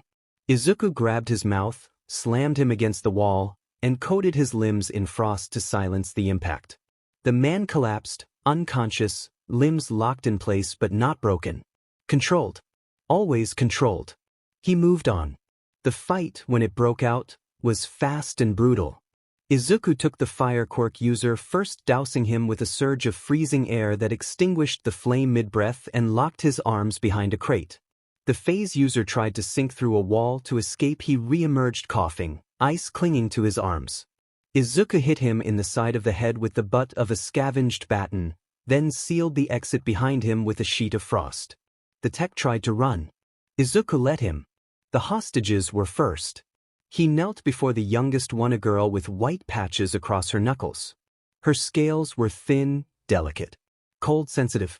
He didn't speak, just placed his gloved hand on the bindings and exhaled, directing the cold into the plastic and snapping them in a single, seamless motion. She flinched. He paused. His aura dimmed. "That you're safe," he said quietly. "You're not alone." She didn't answer, but she didn't pull away. The final thug, the one in the mask, tried to lunge as Izuku turned his back. Big mistake. Izuku spun. No build-up. No mercy. The frost surged up the man's legs and arms, locking him in place in under 3 seconds. His scream echoed off the walls, sharp, pained, but Izuku didn't look at him. Instead, he faced the hostages. Stared at him, 3 pairs of eyes wide, fearful, uncertain. He didn't lift his mask. Not this time. Not yet. But he raised a gloved hand and pointed to the open side door, frost still curling along the ground like mist from a distant winter. Then he nodded once, slow, deliberate. The youngest, the girl with the white-scaled knuckles, caught his meaning first. She looked at the door, then back at him. Her voice was soft but firm. "He's not gonna hurt us. Come on. He wants us to leave." The older pair hesitated, then followed as she led the way across the frozen ground. She moved slowly, careful not to slip. She passed Izuku at a cautious distance but didn't flinch. Didn't shrink away. She just looked up at him with those large, golden eyes and whispered, "Thank you." Izuku didn't answer. He watched them disappear into the shadows. Only then did he turn back toward the center of the space and the suppression field emitter near the staging desk. It was sleek. Too sleek. He crouched low, frost blooming faintly at his knees as he examined it. Not villain grade. Too advanced. This isn't black market junk. This is commission tier. That meant someone supplied them. Someone with access. That unsettled him more than the threat itself. The emitter still pulsed faintly with residual energy. He disabled it with a precision shard of ice to the power core, not enough to destroy it, but enough to make it inert. Then he began searching. He didn't usually scavenge during rescue ops. Didn't risk it. Too much exposure. But tonight? After cryoblizzard, after pushing his body past its limit, after nearly blacking out during suppression, he couldn't afford to keep running on scraps. He moved through the shadows like a scavenger ghost. Quiet. Efficient. Methodical. An old locker yielded a reinforced back panel from a ruined tactical vest. Good material. Could be sewn into his shoulder seams to reduce tearing from venting spikes. A second crate half-cracked and marked for disposal held utility belts and pouches. Mostly empty. One had a still-functional drone suppressor beacon. Could be useful for staying hidden from commission sweeps. Then, in a storage bin shoved behind a barrel of ruined gear, he found it. The backpack. Tattered but intact. Civilian grade but stitched with reinforced seams. Deep enough to carry salvaged armor plating, tools, burner tech, food, and more. He pulled it on over his cloak, adjusted the straps across his chest. It tugged slightly at his hood, but he didn't care. It felt like breathing room. Like the first step in building forward. No more relying on what he could patch together in alleyways and backrooms. Not if he wanted to survive this war he was waging alone. Not if he wanted to save them, the kids no one else would save. He looked down once more at the suppression field's remains. "Where did you come from?" Then, without a word, he turned and slipped out the rear of the warehouse, his new pack resting quietly against his back, steam rising gently from the ground behind him. The backpack felt heavier than it should have. Not in weight. In presence. Like every item inside was another decision he couldn't afford to get wrong. Izuku moved through the ward in long arcs, leaping between rooftops when he could, slinking through alleys when his knees twinged too hard. Each step took more from him, now his muscles beginning to stiffen beneath the layered chill. The frost on his sleeves no longer faded between fights. He built. Silently. 1:44 a.m. A fire escape, a stolen quirk. The alley echoed with wet impact as a man slammed a teen against the bricks, snarling something about paying for what he took. A crowd had gathered at a distance, too afraid to intervene. Izuku dropped like a hammer behind them. The frost didn't lash out, not this time. He was too tired. Instead, he slipped between them, moved on instinct. Disarmed one with a sweep and a rising knee. The other lashed out with a flame too slow. Izuku caught the hand. The fire died instantly. Frost crawled up the man's arm before he screamed. It wasn't lethal. Just a warning. But the noise in Izuku's ears didn't fade when the man hit the ground. It lingered, like tinnitus made from wind and guilt. He caught himself on the wall. His breath steamed white. His cloak stiffened with frost down the spine. The teen stared at him, eyes wide. He was mutation-type porcupine quills, retracted now in fear. Izuku tried to speak, but all that came out was mist. 2:16 a.m. Abandoned tracks, broken breath. A scream echoed near the underpass. A small group mugging again. Maybe worse. Izuku didn't think. He reacted. He dropped from a rail bridge and slid down the embankment, knees hitting packed dirt. Frost erupted from his landing. The attackers turned, one with a metal pipe, another with a minor distortion quirk already destabilizing the ground beneath them. Izuku was faster. He ducked the first strike, struck low, drove his elbow into the second's core before they could finish channeling. But the movement tore something in his thigh. A line of heat sliced behind his muscle, and his leg nearly gave. He stumbled backward and caught himself just barely. Not yet. Don't fall yet. The air around him had grown dense thick. Cold energy that he hadn't vented fully pulsed inside his limbs like electricity with nowhere to go. Frost built across his chest armor now. A shoulder seemed split at the edge, too much stress where it had been restitched. His left glove froze to the steel of a railing when he caught himself, and the pain didn't register for a full second. You're wearing down. Fess. He pulled back and saw a patch of frost-seared skin at the base of his wrist. Numb. 2:59 a.m., the overpass. He collapsed to a crouch beneath a support beam after a minor burglary that turned violent. The perpetrator had used a concussive shock quirk and nearly sent a civilian over the railing. Izuku caught them in time. Barely. But the effort to redirect the frost that swirled around him to keep it from freezing the woman he was trying to save had cost him dearly. He coughed now, curled against the metal, and watched snow fall gently from his own body. Not from the sky. From him. The wind was howling again. Not outside. Inside his head. He pressed a hand to his chest. His breathing was too slow. Controlled. Too controlled. He hadn't let the aura out in hours. Hadn't let it breathe. And now, it was biting him from the inside. He looked at his pack. At his fingers. At the way his frost no longer swirled gently. It clung. Like it knew he was breaking. Could feel it now, the pressure behind his ribs. The weight of every fight, every rescue, every scream he hadn't answered fast enough. His boots cracked when he moved. Ice split across the outside of his gloves. His hood was stiff where his breath had frozen it from inside. But even now, somewhere in the distance, another siren howled.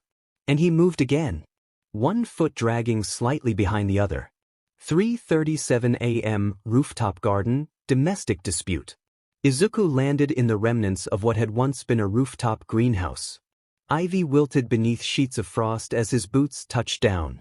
He hadn't meant to affect the space, but he was running hot, too hot. Or rather, too cold. He'd followed the sound of an argument. When he arrived, it wasn't a mugging or a villain. It was a man middle-aged, shaking with drink, screaming at a woman crouched behind overturned pots. No quirks. Just fear. Just hate. Izuku didn't speak. He walked between them like a ghost. The man turned, froze, his breath fogging as the air dropped. What the hell are you? Izuku didn't answer. The frost swelled silently beneath the man's shoes. A soft warning. He took it and ran. The woman didn't thank him. She just stared. Izuku turned and walked away without a word, his cloak brushing a dead vine now laced in white. 4:14 a.m., construction site, illegal quirk fight ring. The signal flare lit the sky like a beacon. A backdoor fight club. Illegal betting. Quirk duels between desperate teens and adults twice their size. One of the handlers had a reinforcement type ability and was dragging a knocked-out kid toward a van. Izuku dropped from the scaffolding with no sound and all frost. This time, there was no precision. Only reaction. 2 men down in seconds. Another froze mid-attack as Izuku's foot connected with his ribs and sent him crashing into a cement mixer. The air snapped white. The last man raised his arms to surrender, but frost was already climbing his sleeves. Izuku stopped it before it bit too deep. He tried to speak to the teen left behind, but the words came out slow. Brittle. The cold clung to his throat too tightly. He staggered as he left. Didn't even pick up the crowbar he used as leverage. 4:59 a.m., warehouse shadows. Nothing there. No crime this time. Just noise. An abandoned warehouse, lights flickering. Doors ajar. A radio playing static on a loop. Izuku entered slow. Careful. Nothing. No people. No bodies. No heat signatures. He stood in the center of the floor and let the cold trickle out of his gloves. The test. Still there. Still rising. Still no release. Why can't I do it again? The rooftop, it worked. It emptied everything. But only once. Was it because of the pain? The grief? The guilt? Do I have to break just to survive? His knees buckled slightly. He stayed upright. 5:41 a.m. Train tunnel, quirked animal outbreak. A runaway boar-type quirked animal had wandered from the edge of the city.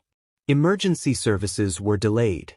A panicked call had been made to the wrong line and Izuku, somehow, got there first. The creature was scared. Bleeding.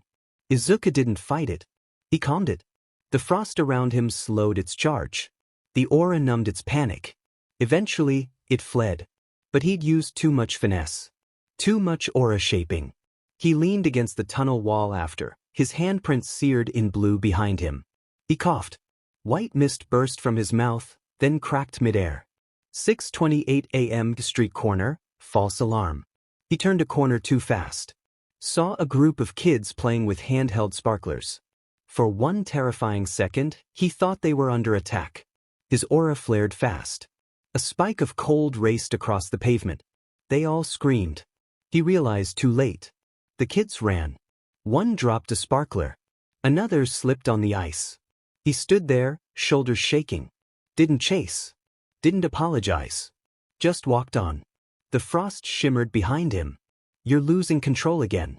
No, you're running out of ways to keep pretending it's under control. 7:12 a.m. Rooftop ledge, trying again. He stopped. Pulled himself up onto a low-rise rooftop and stood in the center. The city still slept. The frost pulsed around him, faint and quiet. He dropped to his knees and pulled off his gloves. Held his hands out in front of him. Focused. Just like the rooftop. Let it out. Let it go. Cryoblizzard. Not chaos. Not carnage. Just release. You can do this. You have to. Nothing. No surge. No blizzard. Just a slow crawl of ice up his sleeves. One drop of blood slipped from his palm. The frost drew it into a perfect red gem. He closed his hands. Kept walking. The first sliver of sunlight broke over the skyline. It wasn't warm. Not yet. But it looked like it could be. Shades of rose, gold, and bruised lavender stretched across the clouds, diluting the night with soft defiance. The cold wind still clawed at the buildings, but something about the light made it quieter. Gentler. Izuku felt it as he moved. Not with comfort. With finality. The night was ending. His night. His time. Every breath he took rasped against frost-lined lungs. Every step sent needles up his calves, through his spine. His aura, passive and bruising beneath the surface for hours, now drifted loosely from his back in a thin, misting trail. In the sunlight, it shimmered hazy particles of frost sparkling faintly in the dawn, catching against his cloak like stars caught in snowfall. He didn't feel triumphant. He just felt the ache in his limbs had settled into numbness. His thoughts, once sharp and reactive, were now slow waves lapping against the edges of fatigue. His body had been screaming for rest for hours. But now it whispered, and that was somehow worse. Just get home. He turned down a side street, quiet and cracked, toward an abandoned apartment block near the district's edge. The second floor was his unclaimed, unlit, unseen. The place he stitched his coat, scrubbed the frost from his skin, rewired his scavenged gear in silence. Just one more block. Then he heard it. Not an explosion. Not a crash. A scream. A child's voice, clipped by fear. Then another more panicked, older. Not from pain. From helplessness. Izuku stopped walking. The wind touched his hood. His breath froze midair. The building ahead, modest, tiled, lit with cheap LED strips in its windows, was a clinic. He hadn't noticed it before. A new one. Just opened. And now it was under attack. His entire body tensed. Not out of readiness. Out of resistance. He could feel his muscles protest. His quirk ached, like something alive beneath his skin pulling against his will. You can't. You're done. You've given enough tonight. He looked toward the rising sun. The warmth it promised didn't reach him. But the screams did. Turned. One step forward. Then another. The clinic wasn't far. And even if he collapsed inside it, he'd collapse after they were safe. One more. Always one more. The sun had just crested the horizon when Izuku reached the edge of the street. The warmth it promised didn't touch him. Ahead stood the clinic. New, barely a month old if he remembered right. The kind of building meant to serve neighborhoods other heroes forgot.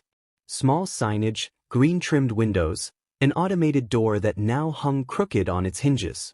The sound that had pulled him here high, desperate, still echoed in his skull.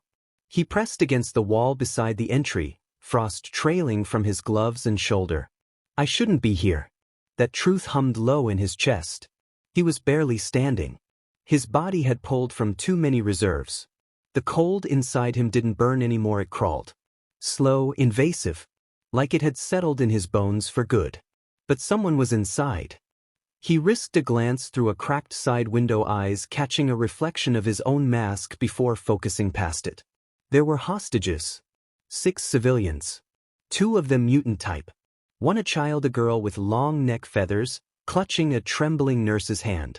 They were huddled behind an overturned exam bench. Fear painted every inch of their faces. 3 men were shouting. One was armed, pacing with a sleek compact rifle, clearly military grade, likely black market. Another leaned near the reception desk, scrolling through a stolen tablet. The third stood by the clinic's only hallway, voice sharper, commanding the others. From his posture, Izuku clocked him immediately, leader. Trinket. Not some petty thug. There was movement deeper inside. Another room? A back office?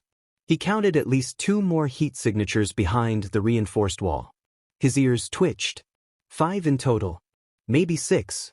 He drew a shallow breath through clenched teeth. Even that made his ribs tighten. He could feel it again, the aura pressing outward. Flickers of frost stirred around his arms, dragging down the shredded edges of his cloak. He gritted his teeth and reeled it in. Familiar. But he didn't scream. Didn't gasp. Just braced his shoulder against the building's frame and slid toward the alley entrance. There had to be another way in. A vent. A storage room. A weakness. Even now, after everything, he couldn't rush the door. Couldn't trigger panic. The civilians were too close. Too vulnerable. He would strike like a shadow. Like the cold that lingered after breath. The rear hallway was unlit. Izuku slipped in through a supply hatch no wider than his shoulders, landing in the dark utility corridor behind the exam rooms. The moment his boots hit tile, frost followed, seeping outward like breath fogging glass. He let it trail only slightly. Controlled. Thin. He crouched low, moving with careful, trained precision. The voices were clearer here. They said it'd be under the main records desk. Why the hell is it locked out? You want to try breaking encryption on a government registry? Be my guest. A third voice. Quieter. What if it's not here? The pause. Then the leader. It is. Move faster. Izuku's brows furrowed. Medical data? He could hear the flick of a USB port. The whine of a quirk-linked scanner struggling to process. Something about this was wrong. This wasn't a random hostage situation. They were here for something and they wanted it badly enough to risk a daytime attack. He reached the edge of the exam hallway and peered around the frame. The waiting room was directly ahead, its windows shattered inward. One of the civilians was crying softly. The girl with feathers had curled tighter into the nurse's lap. The armed man stood near the front, scanning between his crew and the front entrance. Izuku moved. He crossed the distance like breath escaping lungs, no words, no sound, just motion. One low slide across the frost-glossed floor brought him within arm's reach of the rear guard. The man turned. Too late. Izuku's fist connected with his jaw in a perfect upward strike. The second hand wrapped around the man's collar and froze him in place, ice erupting from his coat and anchoring him to the floor in a burst of silent pressure. The weapon clattered away, trapped in crystal. The leader spun toward the sound. Contact. Izuku hurled a palm of mist toward the hallway lights, shattering bulbs in a burst of frost. Darkness fell in brief chaos. Someone fired. The bullet struck the wall beside Izuku's arm, sparking off reinforced ceramic. He dove left, twisting his shoulder mid-roll to protect the half-torn strap of his cloak. Another shot cracked past his ribs, missing by inches. Armor held. Barely. He skidded behind the receptionist's desk, frost coiling behind him. His body ached with every motion. The cold in his veins had become sluggish, but it still answered when called. The second guard was faster. He didn't hesitate at the sound of his teammate collapsing. He spun with his weapon raised, already firing toward the shadows Izuku vanished into. But Izuku was already moving. He cut low through the space between chairs and overturned tables, frost mist coiling behind him. His shoulder brushed a waiting bench. The cold leapt off his skin and instantly froze the padding into stiff, crackling leather. No time for subtlety. The guard fired again, a focused scattershot from a modified pulse rounder. Not lethal, but enough to blow a chunk out of a wall if it hit. It didn't. Izuku launched forward, using the momentum of his slide to hook his leg around the guard's ankle. He twisted sharply, not a trip, a destabilization, and brought his other hand up, forming a crescent wedge of ice across his palm like a fractured gauntlet. He slammed the edge into the man's ribs. The frost exploded outward on impact. No elegant buildup, just raw, biting force. The guard choked mid-breath and swung wildly, trying to elbow Izuku in the temple. Izuku ducked barely and rolled with the blow, dragging the cold with him. Frost webbed across the guard's arms, stiffening muscle, slowing joints. His body's seizing up. He's not getting a second wind. Izuku came up fast, drove a knee into the guard's stomach, and when the man bent forward, he clapped both hands around his upper arms and forced cold outward. Not enough to maim. Just enough to shut the body down. The man convulsed and dropped. The second guard hadn't even hit the floor before the third. Lunged in faster, armed, quirk flaring bright beneath the skin. A sickly orange light pulsed under the man's arms, illuminating vein-like trails of energy. Vibration displacement, Izuku guessed. A localized concussive emitter. Not unlike Yoshindo's, just rawer, more reckless. The guard launched a burst directly at the floor between them. The tile shattered upward in a violent shockwave. Izuku jumped, legs curling tight like coiled springs, twisting sideways as shrapnel cut the air. One shard slashed across his calf, but he didn't flinch. His feet hit the wall, and in a move pulled straight from Rumi's playbook, he rebounded into a tight corkscrew spin midair. The man raised his arm to block. Wrong choice. Izuku's boot connected with his elbow at full rotational force. A wet pop followed by a crack echoed down the corridor. The man's arm bent wrong. Izuku landed low, knees bent, one hand pressed to the floor for balance. The rabid instinct in his spine twitched, another attacker incoming. Fourth guard. Coming from behind. Slim, fast, something sharp glittering on her knuckles. He twisted his hips and sprang backward over her, planting one boot squarely against her spine mid-flip. The hit sent her sprawling. She spun in recovery, claws gleaming with energy. Not metal. Thermal cutters, maybe. He'd seen similar weapons in underground fights capable of slicing through certain frost types. Dangerous if she got close. She dashed again. Izuku ducked her first swipe, letting it glance off his shoulder plating. The second strike came higher. He caught it on his bracer, ice formed instantly, trying to engulf the weapon. But the heat of the blade resisted. Sparks flew. A searing hiss of steam filled the air. Izuku narrowed his eyes. He pushed back, not physically, but with control. The cold flared through his forearm, focusing into a thin channel along his bracer. Not a burst. Not a wall. But a controlled, layered release. He turned his own limb into a conduit. Frost crawled against the glowing edge of the thermal cutter and didn't retreat. It thickened. Crackled. The woman's eyes widened as the heat began to sputter. The tool flickered, whining under pressure. She tried to pull back. Izuku followed, slamming his palm into the side of the blade, and with a focused surge of directed cold, forced the frost to wrap inside the cutter's heat coils. A burst of violent steam erupted between them, swallowing half the room in a dense white cloud. The cutter died in her hand with a high-pitched squeal, internal circuits frying under unnatural cold. Designed to fight fire. Designed to cut steel. not designed to outmatch absolute cold. By the time she blinked through the vapor, Izuku was gone. She turned blinded. A heartbeat later, a powerful leg swept hers from beneath her center of gravity. She dropped hard, instinctively raising her blades. But her wrists were already iced over. Her weapons were dead. And behind her, the frost spread in quiet, crawling webs across the ground, biting into desks, floors, broken walls. The steam thickened in the dead air, swirling from Izuku's shoulders like a storm hiding in plain sight. He let it mask him. One down. 2 more to go. The woman collapsed, twitching once before the frost sealed her blades inert. Izuku rose slowly from the swirl of vapor around her body, breath shallow, cloak damp with condensed ice and sweat.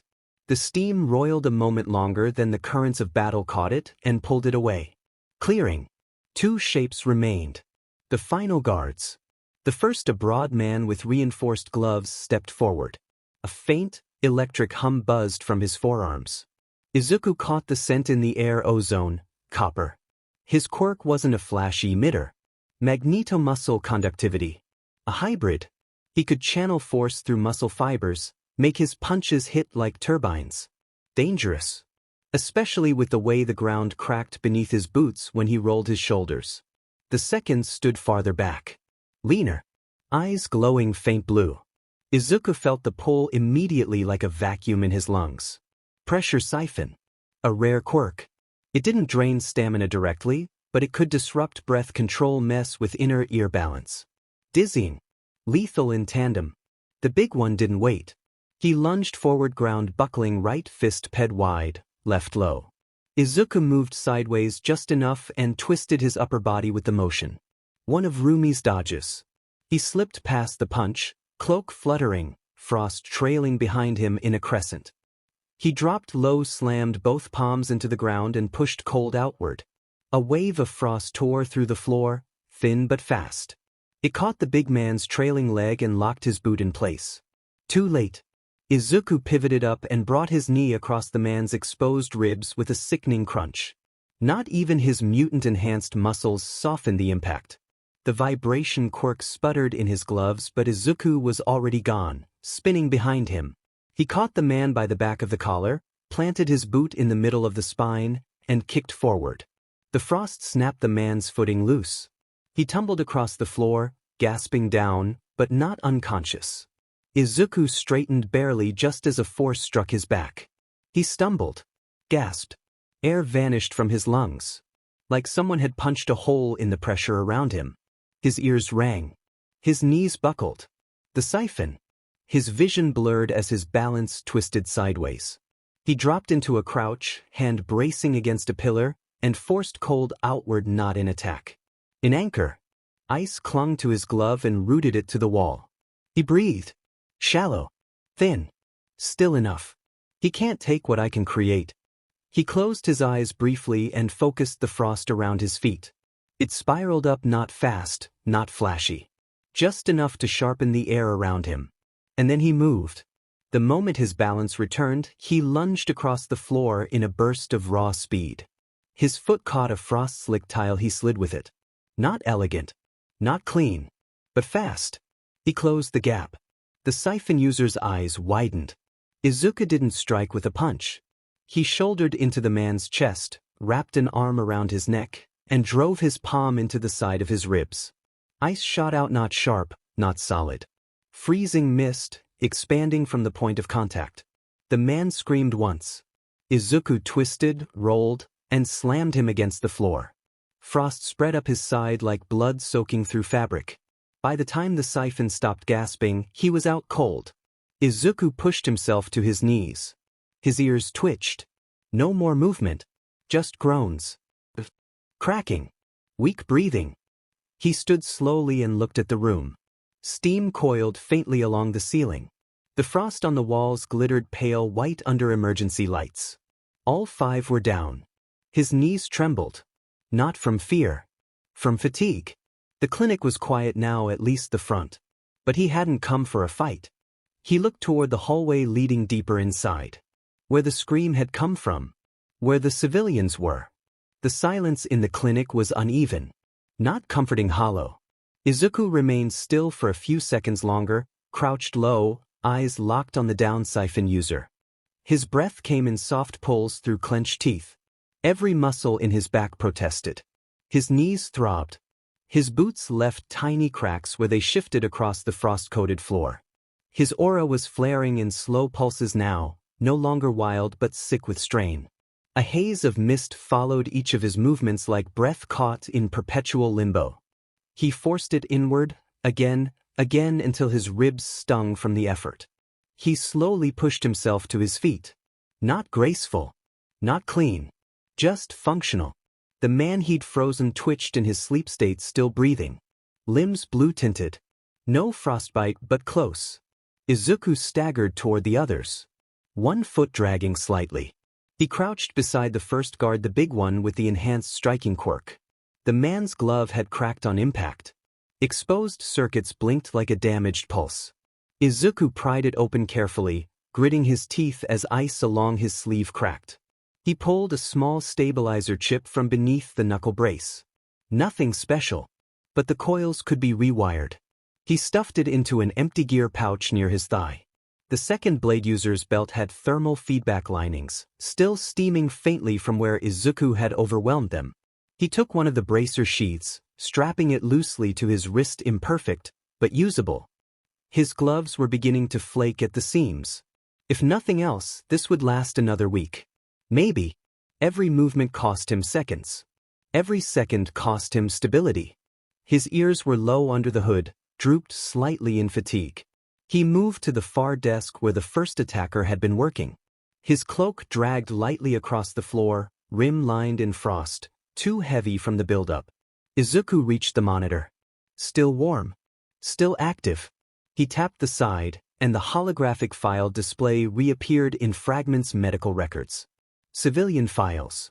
Most were corrupted or redacted. One, however, flickered clear for just a moment. Project, type irregular cross-registry, undocumented mutation viability, suppressed surviving. Izuku blinked. He didn't understand it, not fully, but something about the phrasing sat wrong. Irregular. Suppressed. It wasn't meant for public medical classification. He reached for the scroll, feed fingers trembling. The screen flickered. A black box overlay appeared in red text. Access locked, network override. It vanished the next second. No trace. No trail. Not the work of these low-level grunts. Someone else was watching. Izuku stood still, heart pounding weakly behind his breastplate. A cold knot from his quirk coiled in his stomach. Something deeper was behind this. But he had no time to chase ghosts. A sound from the back hallway, soft movement. Muffled breath. The hostages. He turned, sluggish now. The frost beneath his boots cracked quietly as he moved. His limbs felt like rusted wire pulled through snow. Still he moved. Even if his joints screamed. Even if every inch of his body wanted to collapse. Because someone had screamed earlier. And he had come for them. The hallway was dead still, but the air moved. Only slightly. Only around him. Izuku walked slowly, more a drag than a stride now. Each step cracked the frost beneath his boots, thicker than before, denser. Every motion left behind a trail of jagged, compacted rime that crunched underfoot and bled mist like fractured dry ice. His aura was no longer a drifting fog. It had condensed. Pressurized. A tight veil of cold clung to his skin, layered around his torso like a second cloak, invisible until it struck the warm air, then suddenly visible in sharp plumes that hissed outward like breathless exhalations. His gloves were glazed in white. Fractured veins of hoarfrost split along the creases, peeling off like brittle scales before reforming in the next breath. His left bracer was lined in splintered frost, cracked from the impact earlier. Every time he moved, a sliver flaked off. His bones felt the same. You didn't let it out. And now it's trying to claw out from the inside.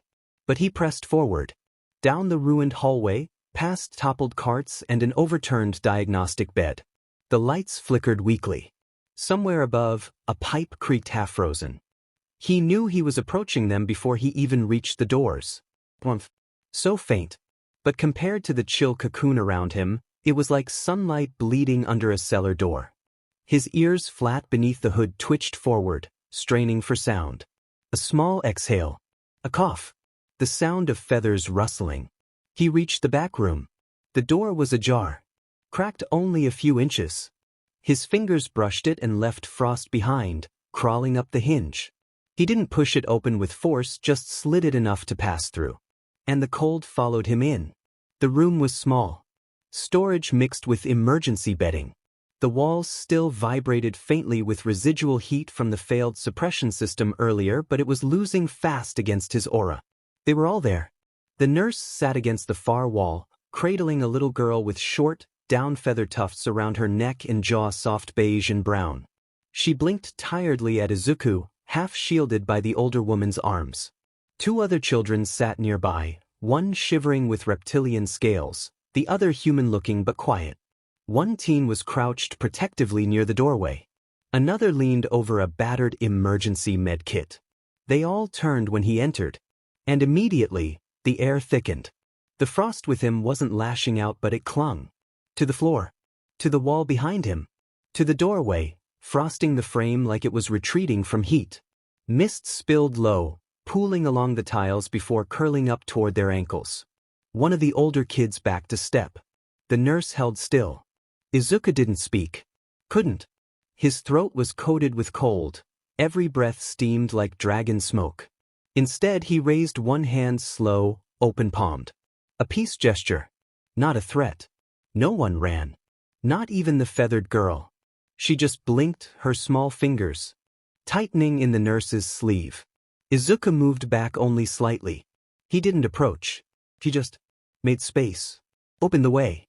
Ensured the door stayed accessible. The aura shifted with him. Like a beast coiled at his heels. "You're safe now."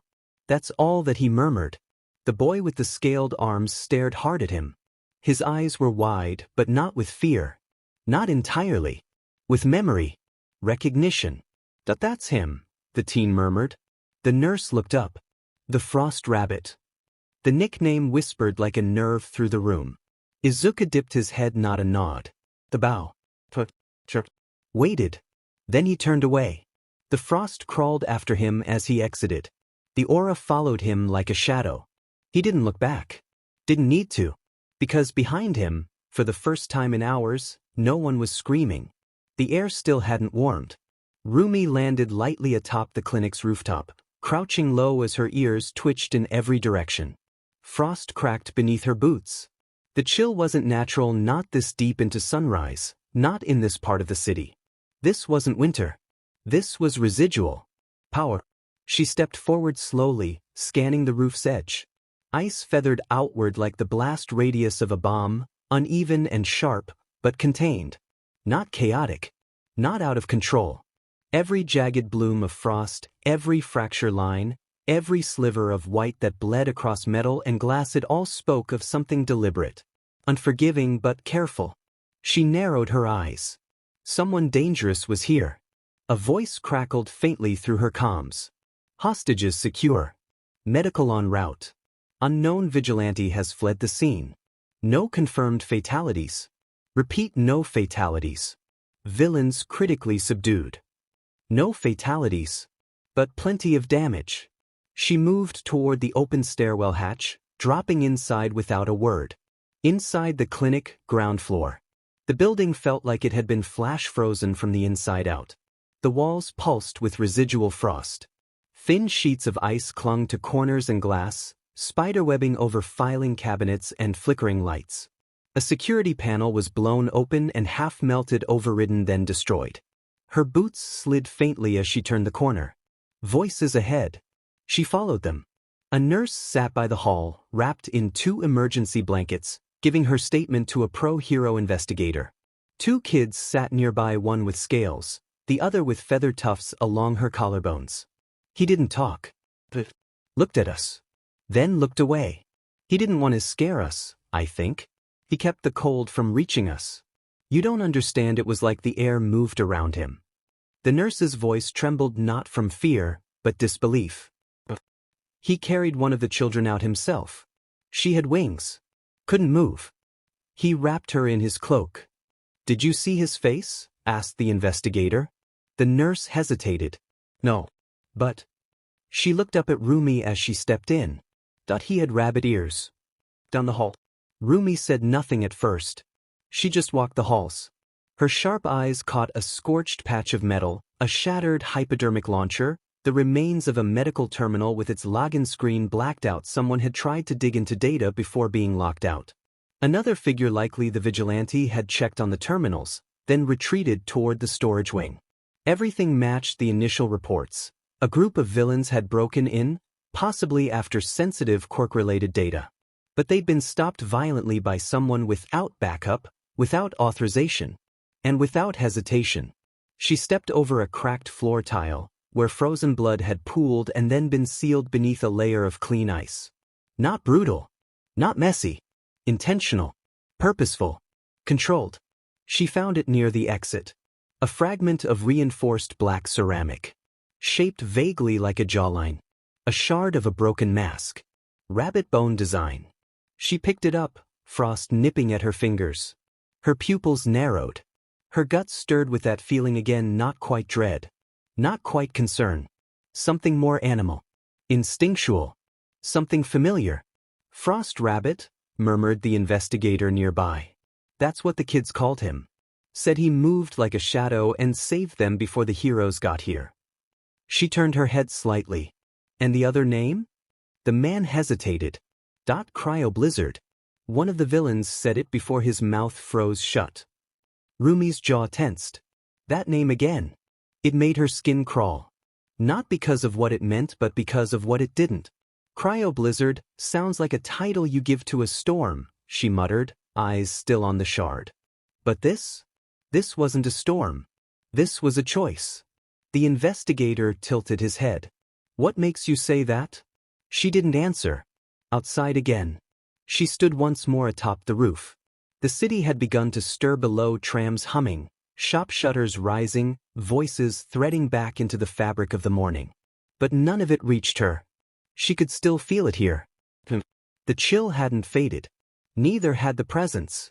She closed her eyes, letting the memory rise: a boy hunched in an alley, ears hidden beneath a worn hood, eating rice ball without a word. Pale skin, exhausted eyes. His breath had fogged unnaturally, even then. His silence had weighed more than his steps. She'd shared food with him. Didn't know why. Didn't ask. But now, standing in the wake of something far bigger, powerful, restrained, aching, her mind kept returning to his face. His posture. That glance. Could that really have been? She didn't know. Her ears twitched, catching the last words of a medic below. That some say Cryoblizzard isn't human. Just a mutation freak gone rogue. She turned sharply. Her eyes burned. Then softened. No, she said, barely a whisper. He's human. I know that much. She stared out across the cityscape. Her fingers clenched, then released. Something inside her stirred, low and steady. Protective. Curious. Not yet definable. But it was there. Whether it was instinct, duty, or something closer to the chest, she would find him again. And when she did, she wouldn't flinch. The clinic faded behind him in a wash of haze and ache. Izuku moved slowly, now slower than he'd allow in a fight, but still forward. His new pack was slung low across his back, the weight settling unevenly against his bruised spine. His hood remained up, ears flattened beneath the fabric, and the frost around his gloves cracked and refroze with every step. He hadn't slept. Not really. 2 hours, maybe less, curled under rusted steel in a warehouse he'd once called safe. The concrete had bitten into his side. His fingers had curled tight around the edge of his cloak. When his eyes closed, he still saw her Rumi's silhouette through the steam, her voice low, unreadable.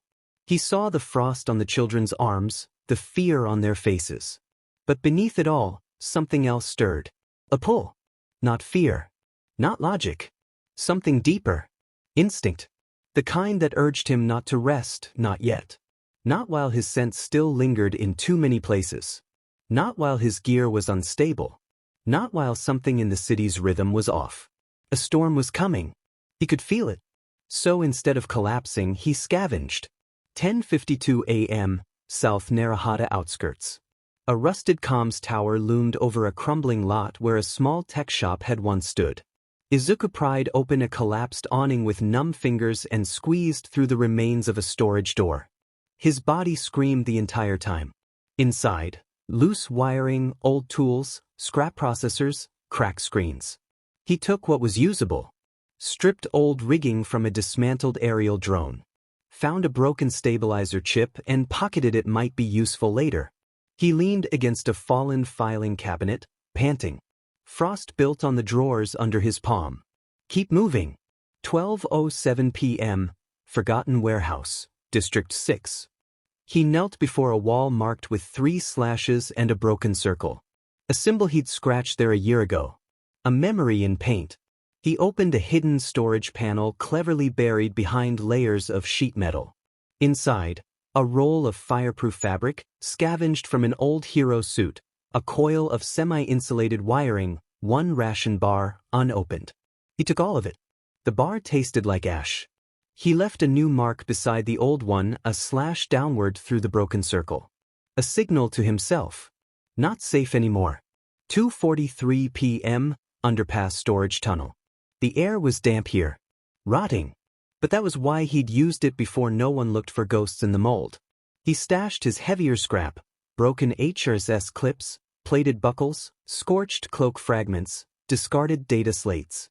He sorted them carefully, neatly, almost like a ritual. And when it was done, he sat down just for a moment. He leaned back against the curved concrete wall, his legs stretched in front of him, and he looked at his hands. Not shaking. Not now. But the frost still clung to him thicker today than ever. It no longer danced in idle curls. It held fast, built up, fused along the edges of his gloves and sleeves like armor trying to grow on its own. He flexed his fingers. Snow dropped from his knuckles like dust. You still can't recreate it. That night on the rooftop after the warehouse rescue. When he'd let it all go. When cryoblizzard, whatever the hell that was, first bloomed from him in a storm of gem-blue ice and silence.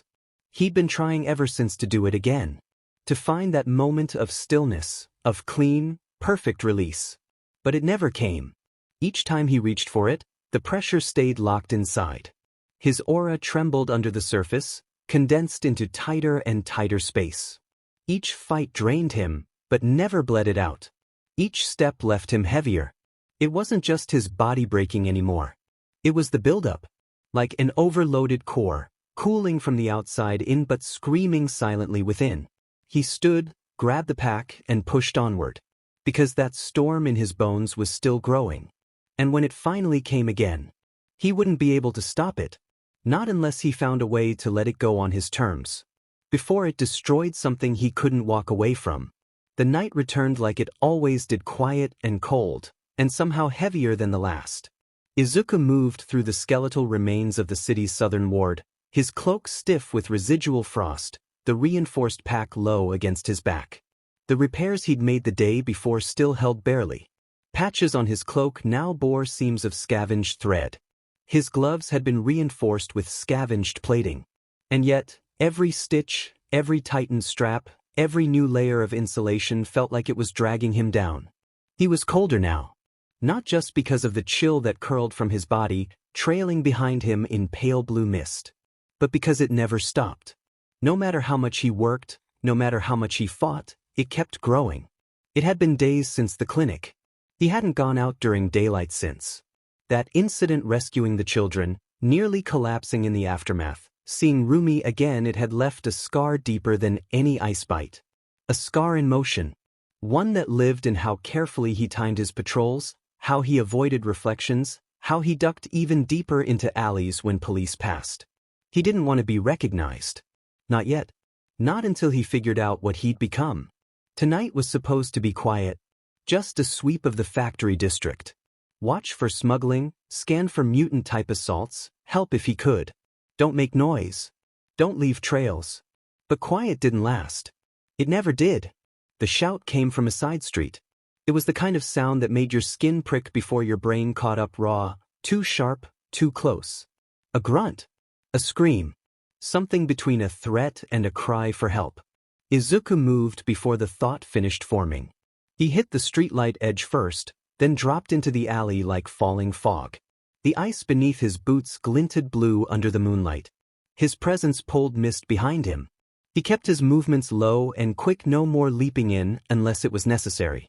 His body couldn't keep tanking those impacts. Not anymore. He rounded the corner. There were 3 people. 2 backed against the alley wall, civilians, maybe a couple. And 1 man standing over them with a jagged pipe in hand, yelling something about not needing to be followed, about them sending people to take him back. Paranoid. Violent. His breath steamed in wild bursts. His eyes bloodshot. Izuku's aura responded instinctively, ice pulsing up along his arm like veins glowing beneath the skin. The frost shimmered a pale blue in the dark. He raised a hand, no words yet. But the man saw the movement and turned on Izuku instead. He lunged. Izuku didn't think. He reacted. He sidestepped, letting the pipe clang against the wall behind him, and twisted low with a sweep of his leg, his movement too fast, too sharp, ears flicking beneath the hood as balance returned. The man came again, wild and snarling.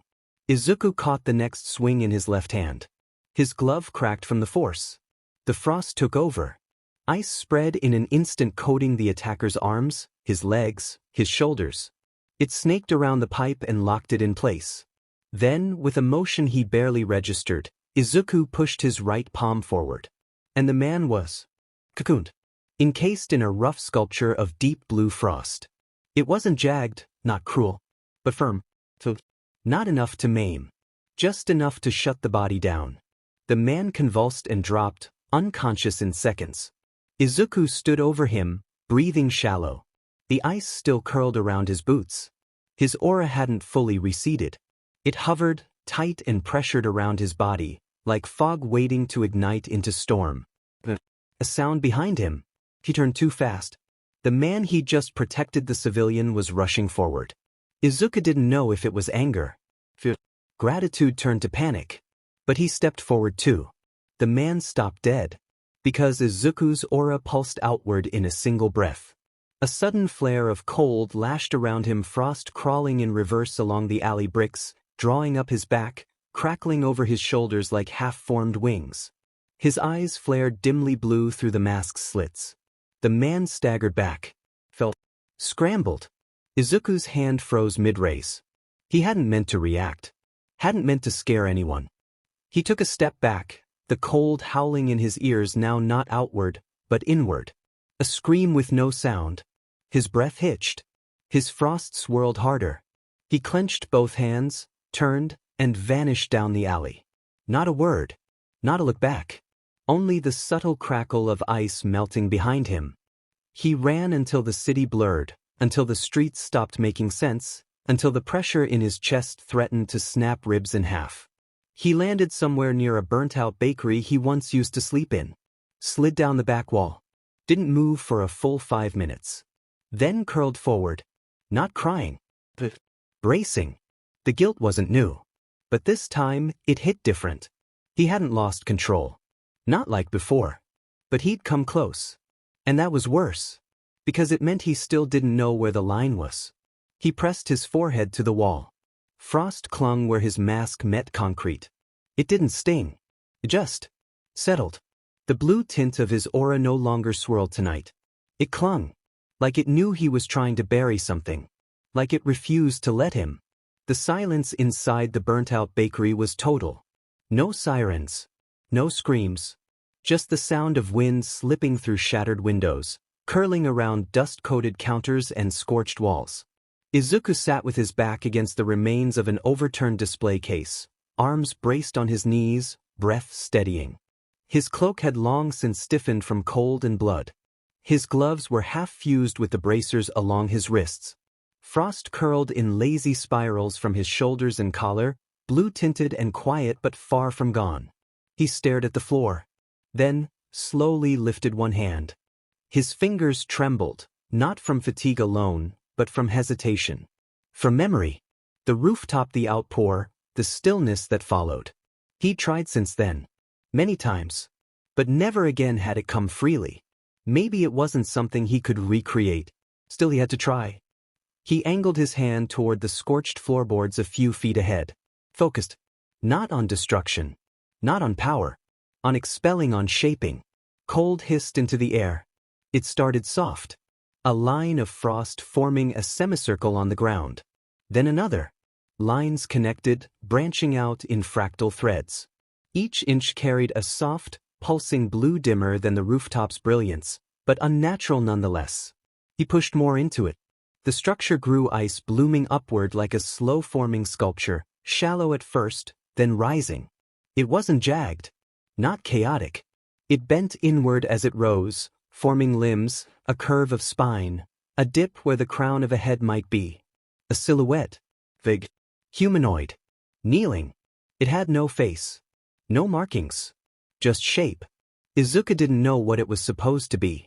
But it felt familiar.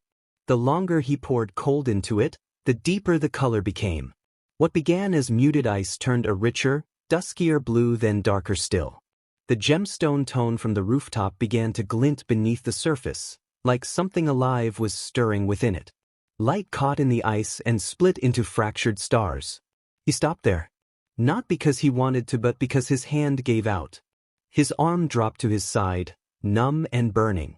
The frostbite hadn't set in, but the weight of the cold was pulling him under. The structure stood untouched. Blue-eyes. Silent. Watching. Izuku leaned back again, drawing his knees up tighter, letting his aura settle. It wasn't an outlet, but it was something. A marker. The step. The cold hadn't taken everything yet. And maybe, just maybe, it could still be shaped into something that meant more than pain. He closed his eyes for a moment longer. Then stood, bones aching, muscles frayed, cloak trailing frost behind him like a second skin. The city hadn't stopped needing him. So neither could he. The air in Yue's subterranean archive room was still too still. Nizu sat perched on a cushioned armrest rather than the oversized chair that accompanied it, a steaming cup of jasmine tea cooling beside him, untouched. The walls around him pulsed with low, ambient light from half a dozen data displays, each flickering with snapshots of reports, maps, and heat signatures. Every few seconds, new patterns overlaid old ones. His claws tapped lightly against the rim of the console. It had started with a feeling.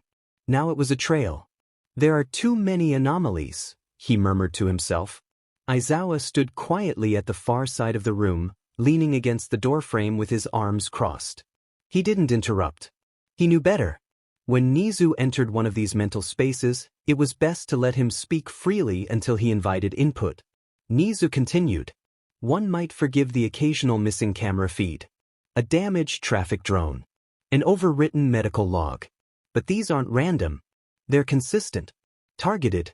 Every event I've marked from the last 4 months shows the same digital decay. He tapped the console once. The screen narrowed its focus. 4 different sectors. 3 different agencies. No direct lines between them. Yet all have incidents involving mutation-type victims, delayed pro-hero responses, and off-grid interventions. He paused. And no one is drawing the lines. Because the lines are meant to look like noise. Aizawa's voice was gravel quiet.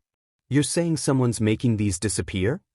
I'm saying someone wants us to think he's making them disappear, Nizu replied, turning his head just enough to meet Aizawa's eyes. Midoriya was always strategic. Brilliant even. But not like this. These aren't just battlefield decisions. These are operational erasures. And either he's gotten help or someone's covering for him without his knowledge. The silence stretched between them. Nizu brought up another holographic display, a rotating globe view of Neutralizing underground transport and energy grids. Overlaid on it were small markers, red for known vigilante sightings, yellow for quirk enhancers smuggling arrests, blue for mutant-type trafficking cases. There was overlap. Too much of it. I believe, Nizu said quietly, this began long before the warehouse. You think it ties back to the incident 2 years ago, Aizawa said, not as a question. Nizu nodded. We lost track of him after the Hokkaido event. But look here. He zoomed in on a district map of western Narahata. A highlighted set of locations flickered to life: abandoned buildings, destroyed records, sealed off emergency calls. These weren't random hideouts. These were fallback points. Caches. Places with patterns only someone with an analytical quirk or obsessive documentation would recognize. And they're all marked with damage consistent with frost. You think he's been active this whole time? I think he never stopped, Nizu answered. Only learned how to vanish more effectively. Or was taught. Aizawa's eyes narrowed. Taught. Nizu's paused. Then he rotated the data screen again, pulling up a fourth dimension timelines. There's something else, he said slowly. Some of the information that was erased doesn't appear to have been manually deleted. To us. Expunged. Like someone went into the root code of independent systems and removed it in a way that even the system doesn't recognize. That's not Midoriya's doing. It's surgical. Remote. Systemic. Commission? Possibly. But the pattern doesn't match their typical security purges. No flags. No recovery trails. Nizu's eyes darkened. I think someone is hiding him from them. Or using him. And I fear neither he nor we have any idea who.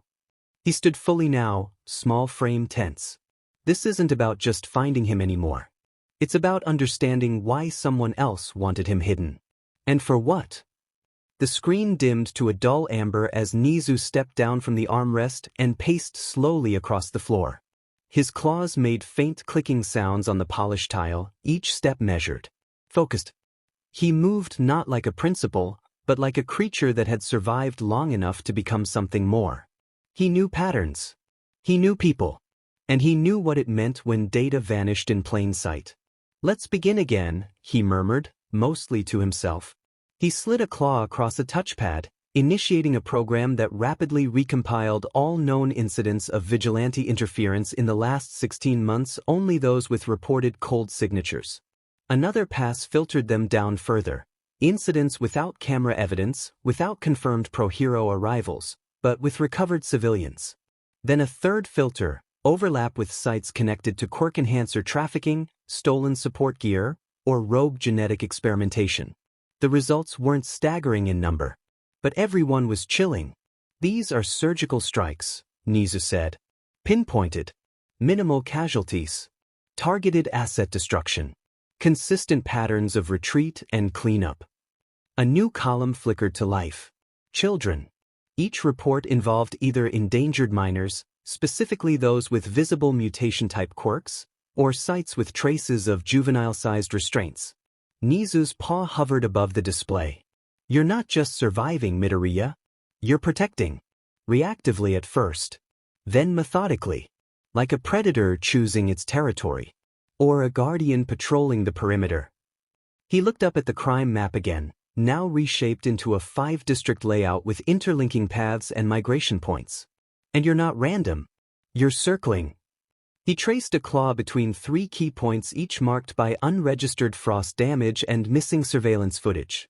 Then to a 4th, the rooftop explosion of absolute zero from just weeks prior. You're mapping something. You're hunting something. Or someone. His voice dropped. Or you're being steered. He brought up a deeper scan of one site, a closed-down mutation-type clinic shuttered 3 years ago after its funding mysteriously dried up. Why here? He asked aloud.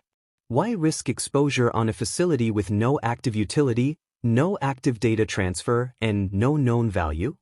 Then he opened the closed case report on the facility.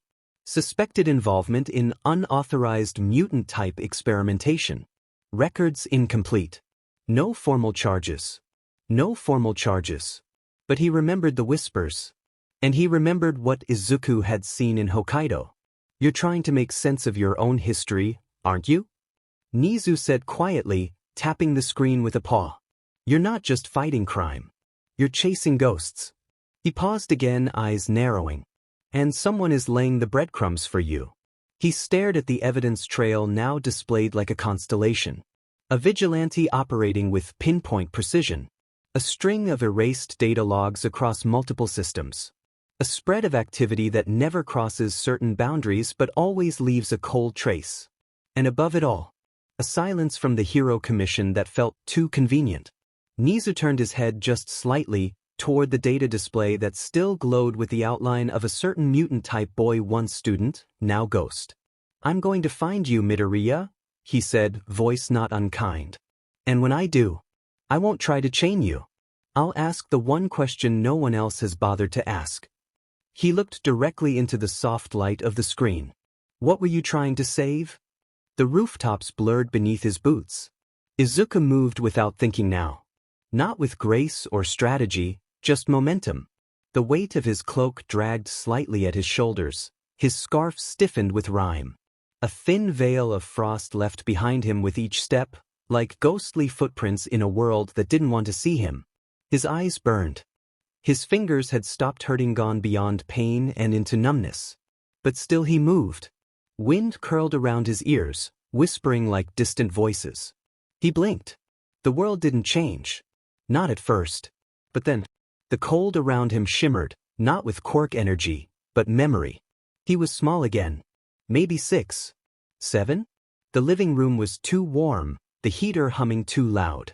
Inko Midoriya smiled at him from across the floor, her hands covered in oven mitts. A tray of steamed mochi sat beside her on a cloth mat, little green dots forming faces with pressed-on seaweed. Look, Izuku. Your favorite, she beamed. He stared not at the food, but at the way light caught in her eyes. His fingers, tiny and pink, fluttered with excitement. Behind him, the old sliding door to the balcony had frost spidering up its edge, blue and harmless. He'd made it. He had a quirk. I made snow again, Mama, little Izuku cried, spinning in place as faint glitter flurried behind him. Her laugh pure, proud, wrapped around him like warmth. You did, sweetheart.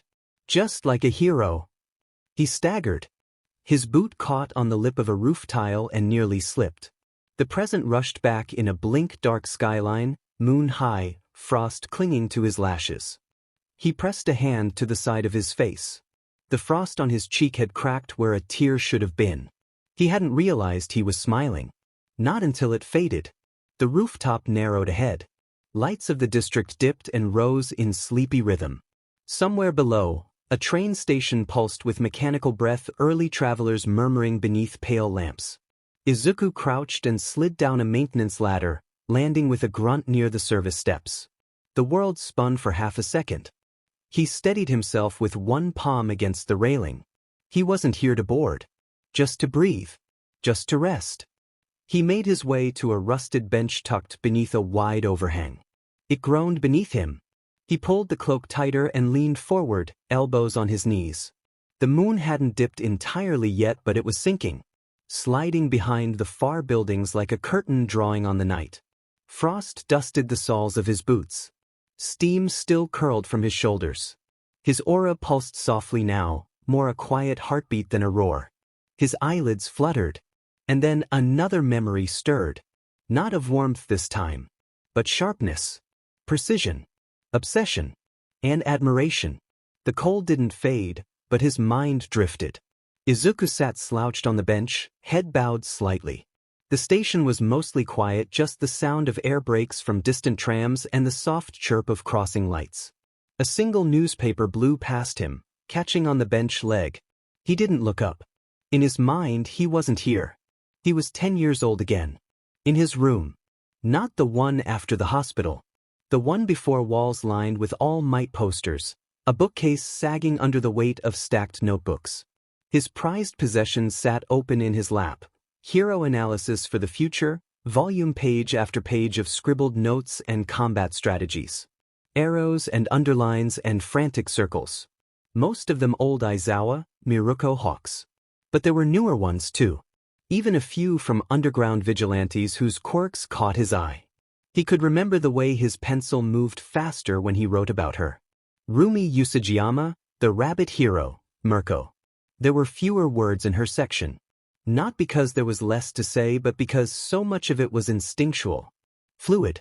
She moved like an animal but thought like a soldier. No hesitation. No fluff. His younger self had written. Fights like she knows she'll win. Doesn't plan in steps, reacts in moments. Body first, mind second. Unconventional. Reckless but honest. Under that, circled twice. Too brave for this world. Even now, he could picture her leaping through debris, leg arched, eyes wide and alive. Not because of a rescue. Not because she needed the recognition. Because someone had to. Izuku stirred slightly on the bench. The frost on his back cracked faintly. He blinked once back in the present. But the image lingered. Rumi, crouched on a rooftop, wind tugging at her jacket. Her eyes were sharp, scanning the city the way his used to. But now, she'd seen him. Maybe not clearly. Maybe not truly. But something in her expression before he fled, he couldn't shake it. She hadn't looked at him like a threat. She looked at him the way he'd once looked at her. Like a question that mattered. The train station flickered around him. A tram rolled past, distant. The moon dipped behind the buildings. Night was almost over. But Izuku wasn't done remembering. There was still one more face waiting in the cold. The cold clung to his ribs like a second skin. The frost on his gloves had begun to bite, but Izuku barely noticed. He blinked once. Twice. Then exhaled, slow and shallow. Something itched at the back of his thoughts. That memory, the bedroom, the worn-out pages of his old notebooks, the scribbled notes about Rumi, it hadn't been from when he was 10. He knew that now. It wasn't the room from before the diagnosis. It was the one he had at 15, small and neat, buried under years of reinforced denial. The walls were bare by then, stripped of anything bright. The bed had no posters above it. The shelves were still there, but the notebooks were older, frayed. Filled with writing so dense it read more like obsession than inspiration. That version of him hadn't idolized anymore. He had studied, analyzed, prepared, just in case. Even the way he described Mirko in the margins, too brave for this world, that wasn't a child's admiration. It was a kind of grim respect. A boy slowly realizing that being brave didn't make you invincible. That it didn't save you. She was the only one he never annotated with weaknesses. Not because she didn't have them, but because part of him needed to believe someone out there didn't fall apart the way he did. He shifted on the bench, adjusting the weight on his spine. His hood sagged over his brow. The frost had thickened along his collar. Still he stared ahead, watching the shadows beneath the platform lights shift like ghosts. He hadn't thought about that room in years. The one he'd packed in silence when the Hero Commission first evaluated his mutation quirk. The day they said, "You might still be functional with the right guidance." As if he needed permission to be himself. His breath curled out in a weak plume. Part fatigue. Part reflection. He wasn't 10 when he filled that page on Rumi. He was 15. Just 1 year before UA. And even then, he'd already been carrying the cold.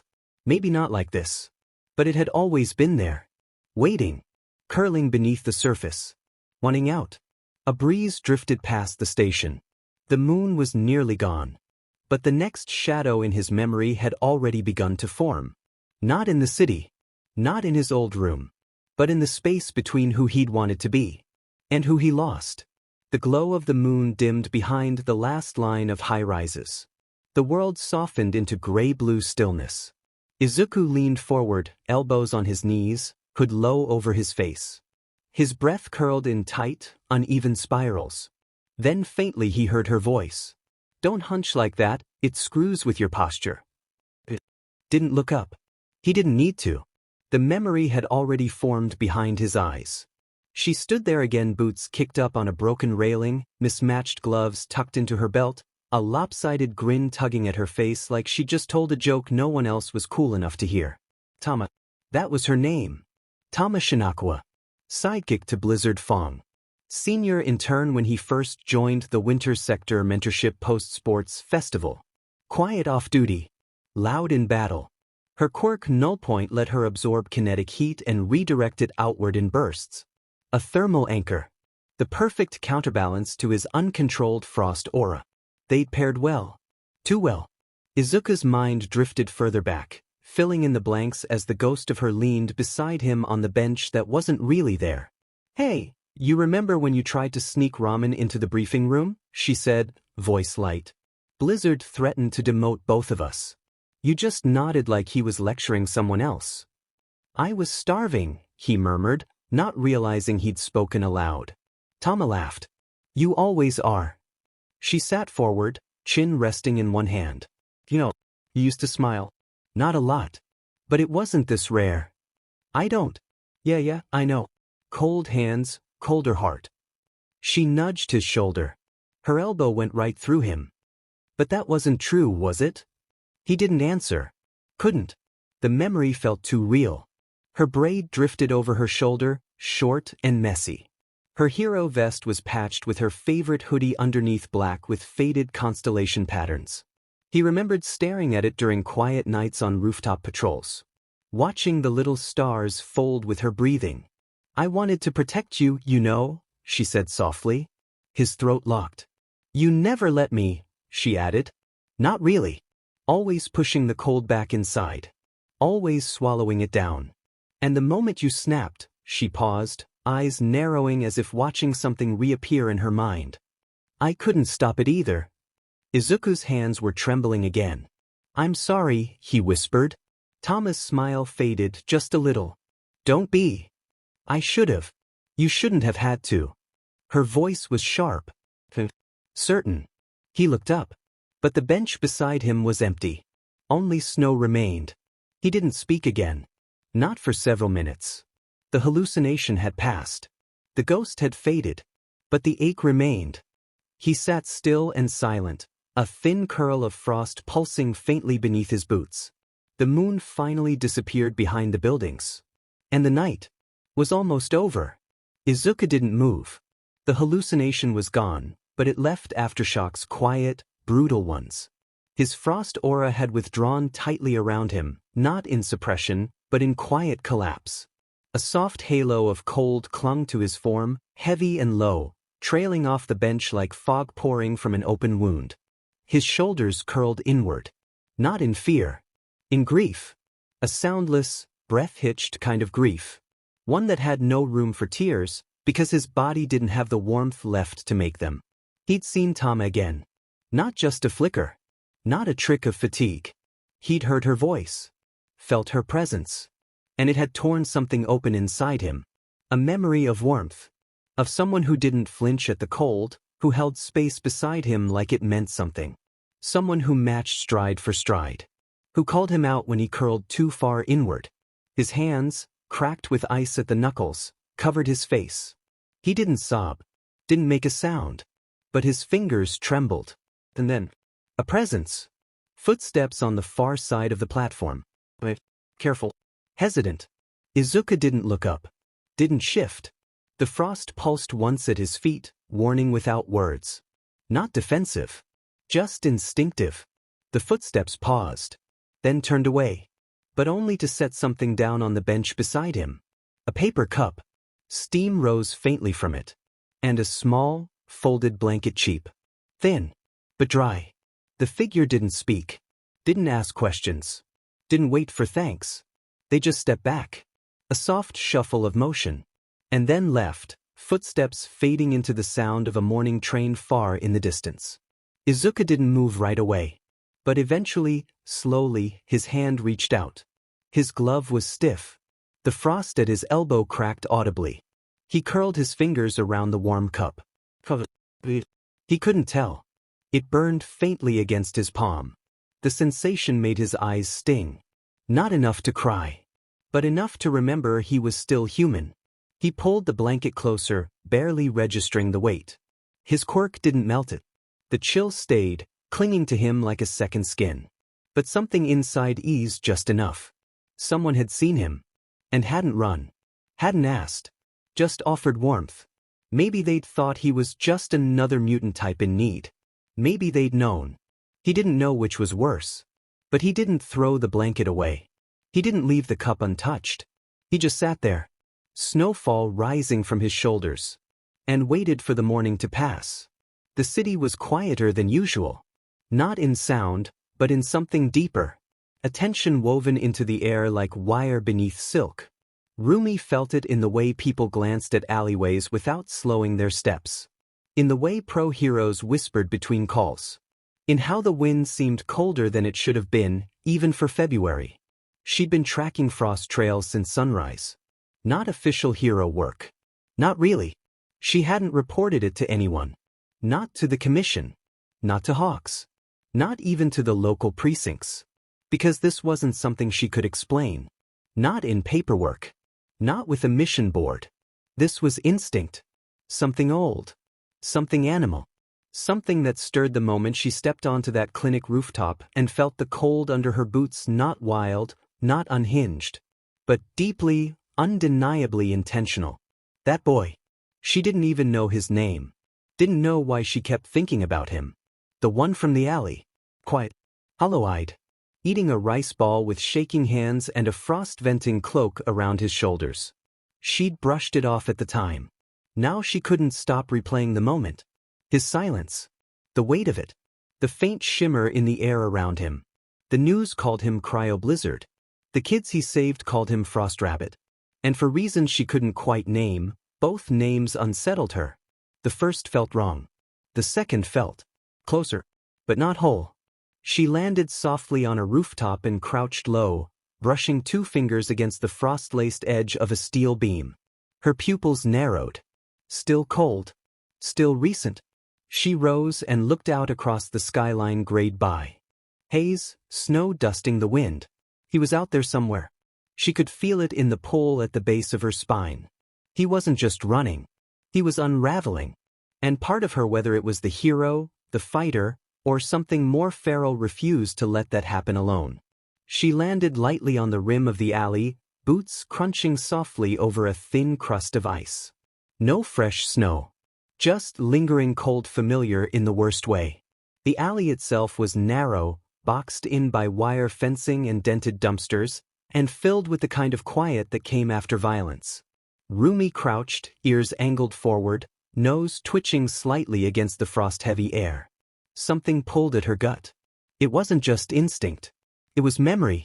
2 men were down, one groaning, the other unconscious. Neither dead. The first was curled half-frozen against the wall, arm trapped in a warped support pipe now sealed shut with solid ice. The other had blue frost coating half his face, eyelids flickering with involuntary spasms. But what drew her in wasn't the victims. It was the ice. She stepped forward slowly, boots gliding slightly on the slick concrete. One gloved hand reached out, touching the edge of a fractured frost bloom across the dumpster lid. That's cold. Blue, not white. Not pale or powdery. A subtle, glowing hue. Like the kind she'd seen at the clinic. Her breath caught slightly. Same structure. Same burn in the air. Same faint, crystallized sharpness that wasn't just environmental, it was biological. Her ears twitched again. And then she caught it. A scent. Faint. Not blood. Not smoke. Not villain residue. Human. Exhausted. And familiar. She blinked and froze, just for a moment. It was the same as that alley back then. The one with the kid and the rice ball. She hadn't remembered it clearly at the time. Not consciously. But now, the overlap hit her with soft, uneasy weight. Her instincts were flaring, animal and silent, whispering a truth her conscious mind hadn't yet accepted. This scent didn't just match the clinic. It matched him. She rose, slow and quiet, eyes sweeping the area. No signs of a scuffle past this point. No blood. No broken limbs. The men had been incapacitated with precision muscle and frost working in tandem. She crouched beside one of them, tracing the way the ice curled around his forearm. Not enough to break. Just enough to bind. Intentional. She turned, noticing something else. Boot prints. Faint. The ball of the foot pressed harder than the heel, someone fast, but worn. She tracked the prints to the alley's edge and found them fading toward the rooftops. She followed. Up the fire escape, into the wind, higher. Because whoever left that trail was someone she'd seen before. Someone hurting. And for reasons she didn't yet understand, she wasn't ready to let that trail vanish again. Rumi crested the top of the rooftop ledge in one silent motion, the tips of her fingers brushing the frost-laced metal as she pulled herself up. Her breath left her in a low puff, eyes narrowing against the wind. Empty. But not untouched. The rooftop bore signs of recent weight boot prints, light and staggered, overlapping in odd intervals like someone too tired to walk straight. The snow here was older, but disturbed. A few slivers of blue ice still clung to the edge of the guardrail, catching the moonlight like shattered glass. She crouched again and let her fingers brush the surface. Still cold. still fresh. The shape of it, how it curled slightly inward at the edges, told her it hadn't formed naturally. It had bloomed out from someone's body. His body. She could still smell it. Not sharply. Not in the usual way she'd track a suspect. But it threaded through the frost like a memory, breath caught in worn cloth, faint sweat beneath cold layers, the iron tint of blood beneath raw effort. It wasn't human scent the way textbooks taught. It was something deeper, muted, aching, wrong. And unmistakably his. She straightened, ears angled forward, her hand closing gently around the small, blue shard she'd pocketed earlier, the mask fragment she found at the clinic. She hadn't been able to part with it. Not since she touched it. Not since the quiet part of her brain whispered that this frost, this silence, belonged to someone who wasn't trying to conquer the city or burn it down. Someone who was trying to survive it. She turned, gaze sweeping east. The trail was long gone, lost in the web of rooftops that stitched Narahata together like scar tissue. But that didn't matter. She could still feel his presence lingering like pressure behind her ribs. The kind you didn't recognize until it vanished. It should have scared her. It didn't. If anything, it tugged at something she hadn't let herself name. Not yet. But as she dropped to the next rooftop over, following nothing but instinct and ice-scented air, she didn't try to shake the thought that echoed behind her heartbeat. You're not hunting him, are you? You're chasing him. Not to stop him, but to catch up. The wind shifted. Rumi's ears flicked once, then again subtle, precise. Her boots pressed into the icy edge of the alley's ledge as she crouched, eyes narrowed. Her gaze wasn't on the broken mask shard anymore. It was on the shadows. A faint scent. Distant, but sharp. Cold. But not like winter. Not natural. It was the same scent that had lingered in the clinic hall's frostbitten stone, blood cooled too fast, and something else layered beneath it. Something alive. Her jaw flexed. She'd memorized that scent without meaning to. When she fought, she trusted more than her strength, she trusted instinct. Smelled. The pattern of motion that telegraphed emotion in ways no human expression ever could. And this scent wasn't just familiar. It was connected. The boy in the alley. She saw him again in her mind's eye, hunched in frost-stiff layers, hands trembling as he ate without speaking, rabbit ears hidden poorly beneath a heavy hood. At the time, she hadn't thought twice about it. But now, the memory looped. The way he hadn't flinched from her presence. The heaviness in his silence. The way the frost had curled beneath his steps like a tide trying to reach back to him. Her throat tightened slightly. She'd been trained to be decisive. Unyielding. But something about this. About him. Refused to be filed away so easily. It gnawed at her, not out of duty, not entirely. Something quieter. Deeper. Like the part of her that didn't speak. Just felt. Her eyes tracked the faint imprint left behind. It was old frost, now thin, weakened by sunlight. But it hadn't melted entirely. Not like it should have. I'll find you, she whispered to no one. Not a vow. Not a threat. A promise. Even if she didn't know why yet. She glanced down at the shard in her hand again. The glimmer of gemstone blue still pulsed inside it faintly. Still cold. Still alive. She tucked it into her belt pouch and turned away from the alley, her ears twitching once more as the breeze shifted back. Something was coming. And she intended to be there when it did.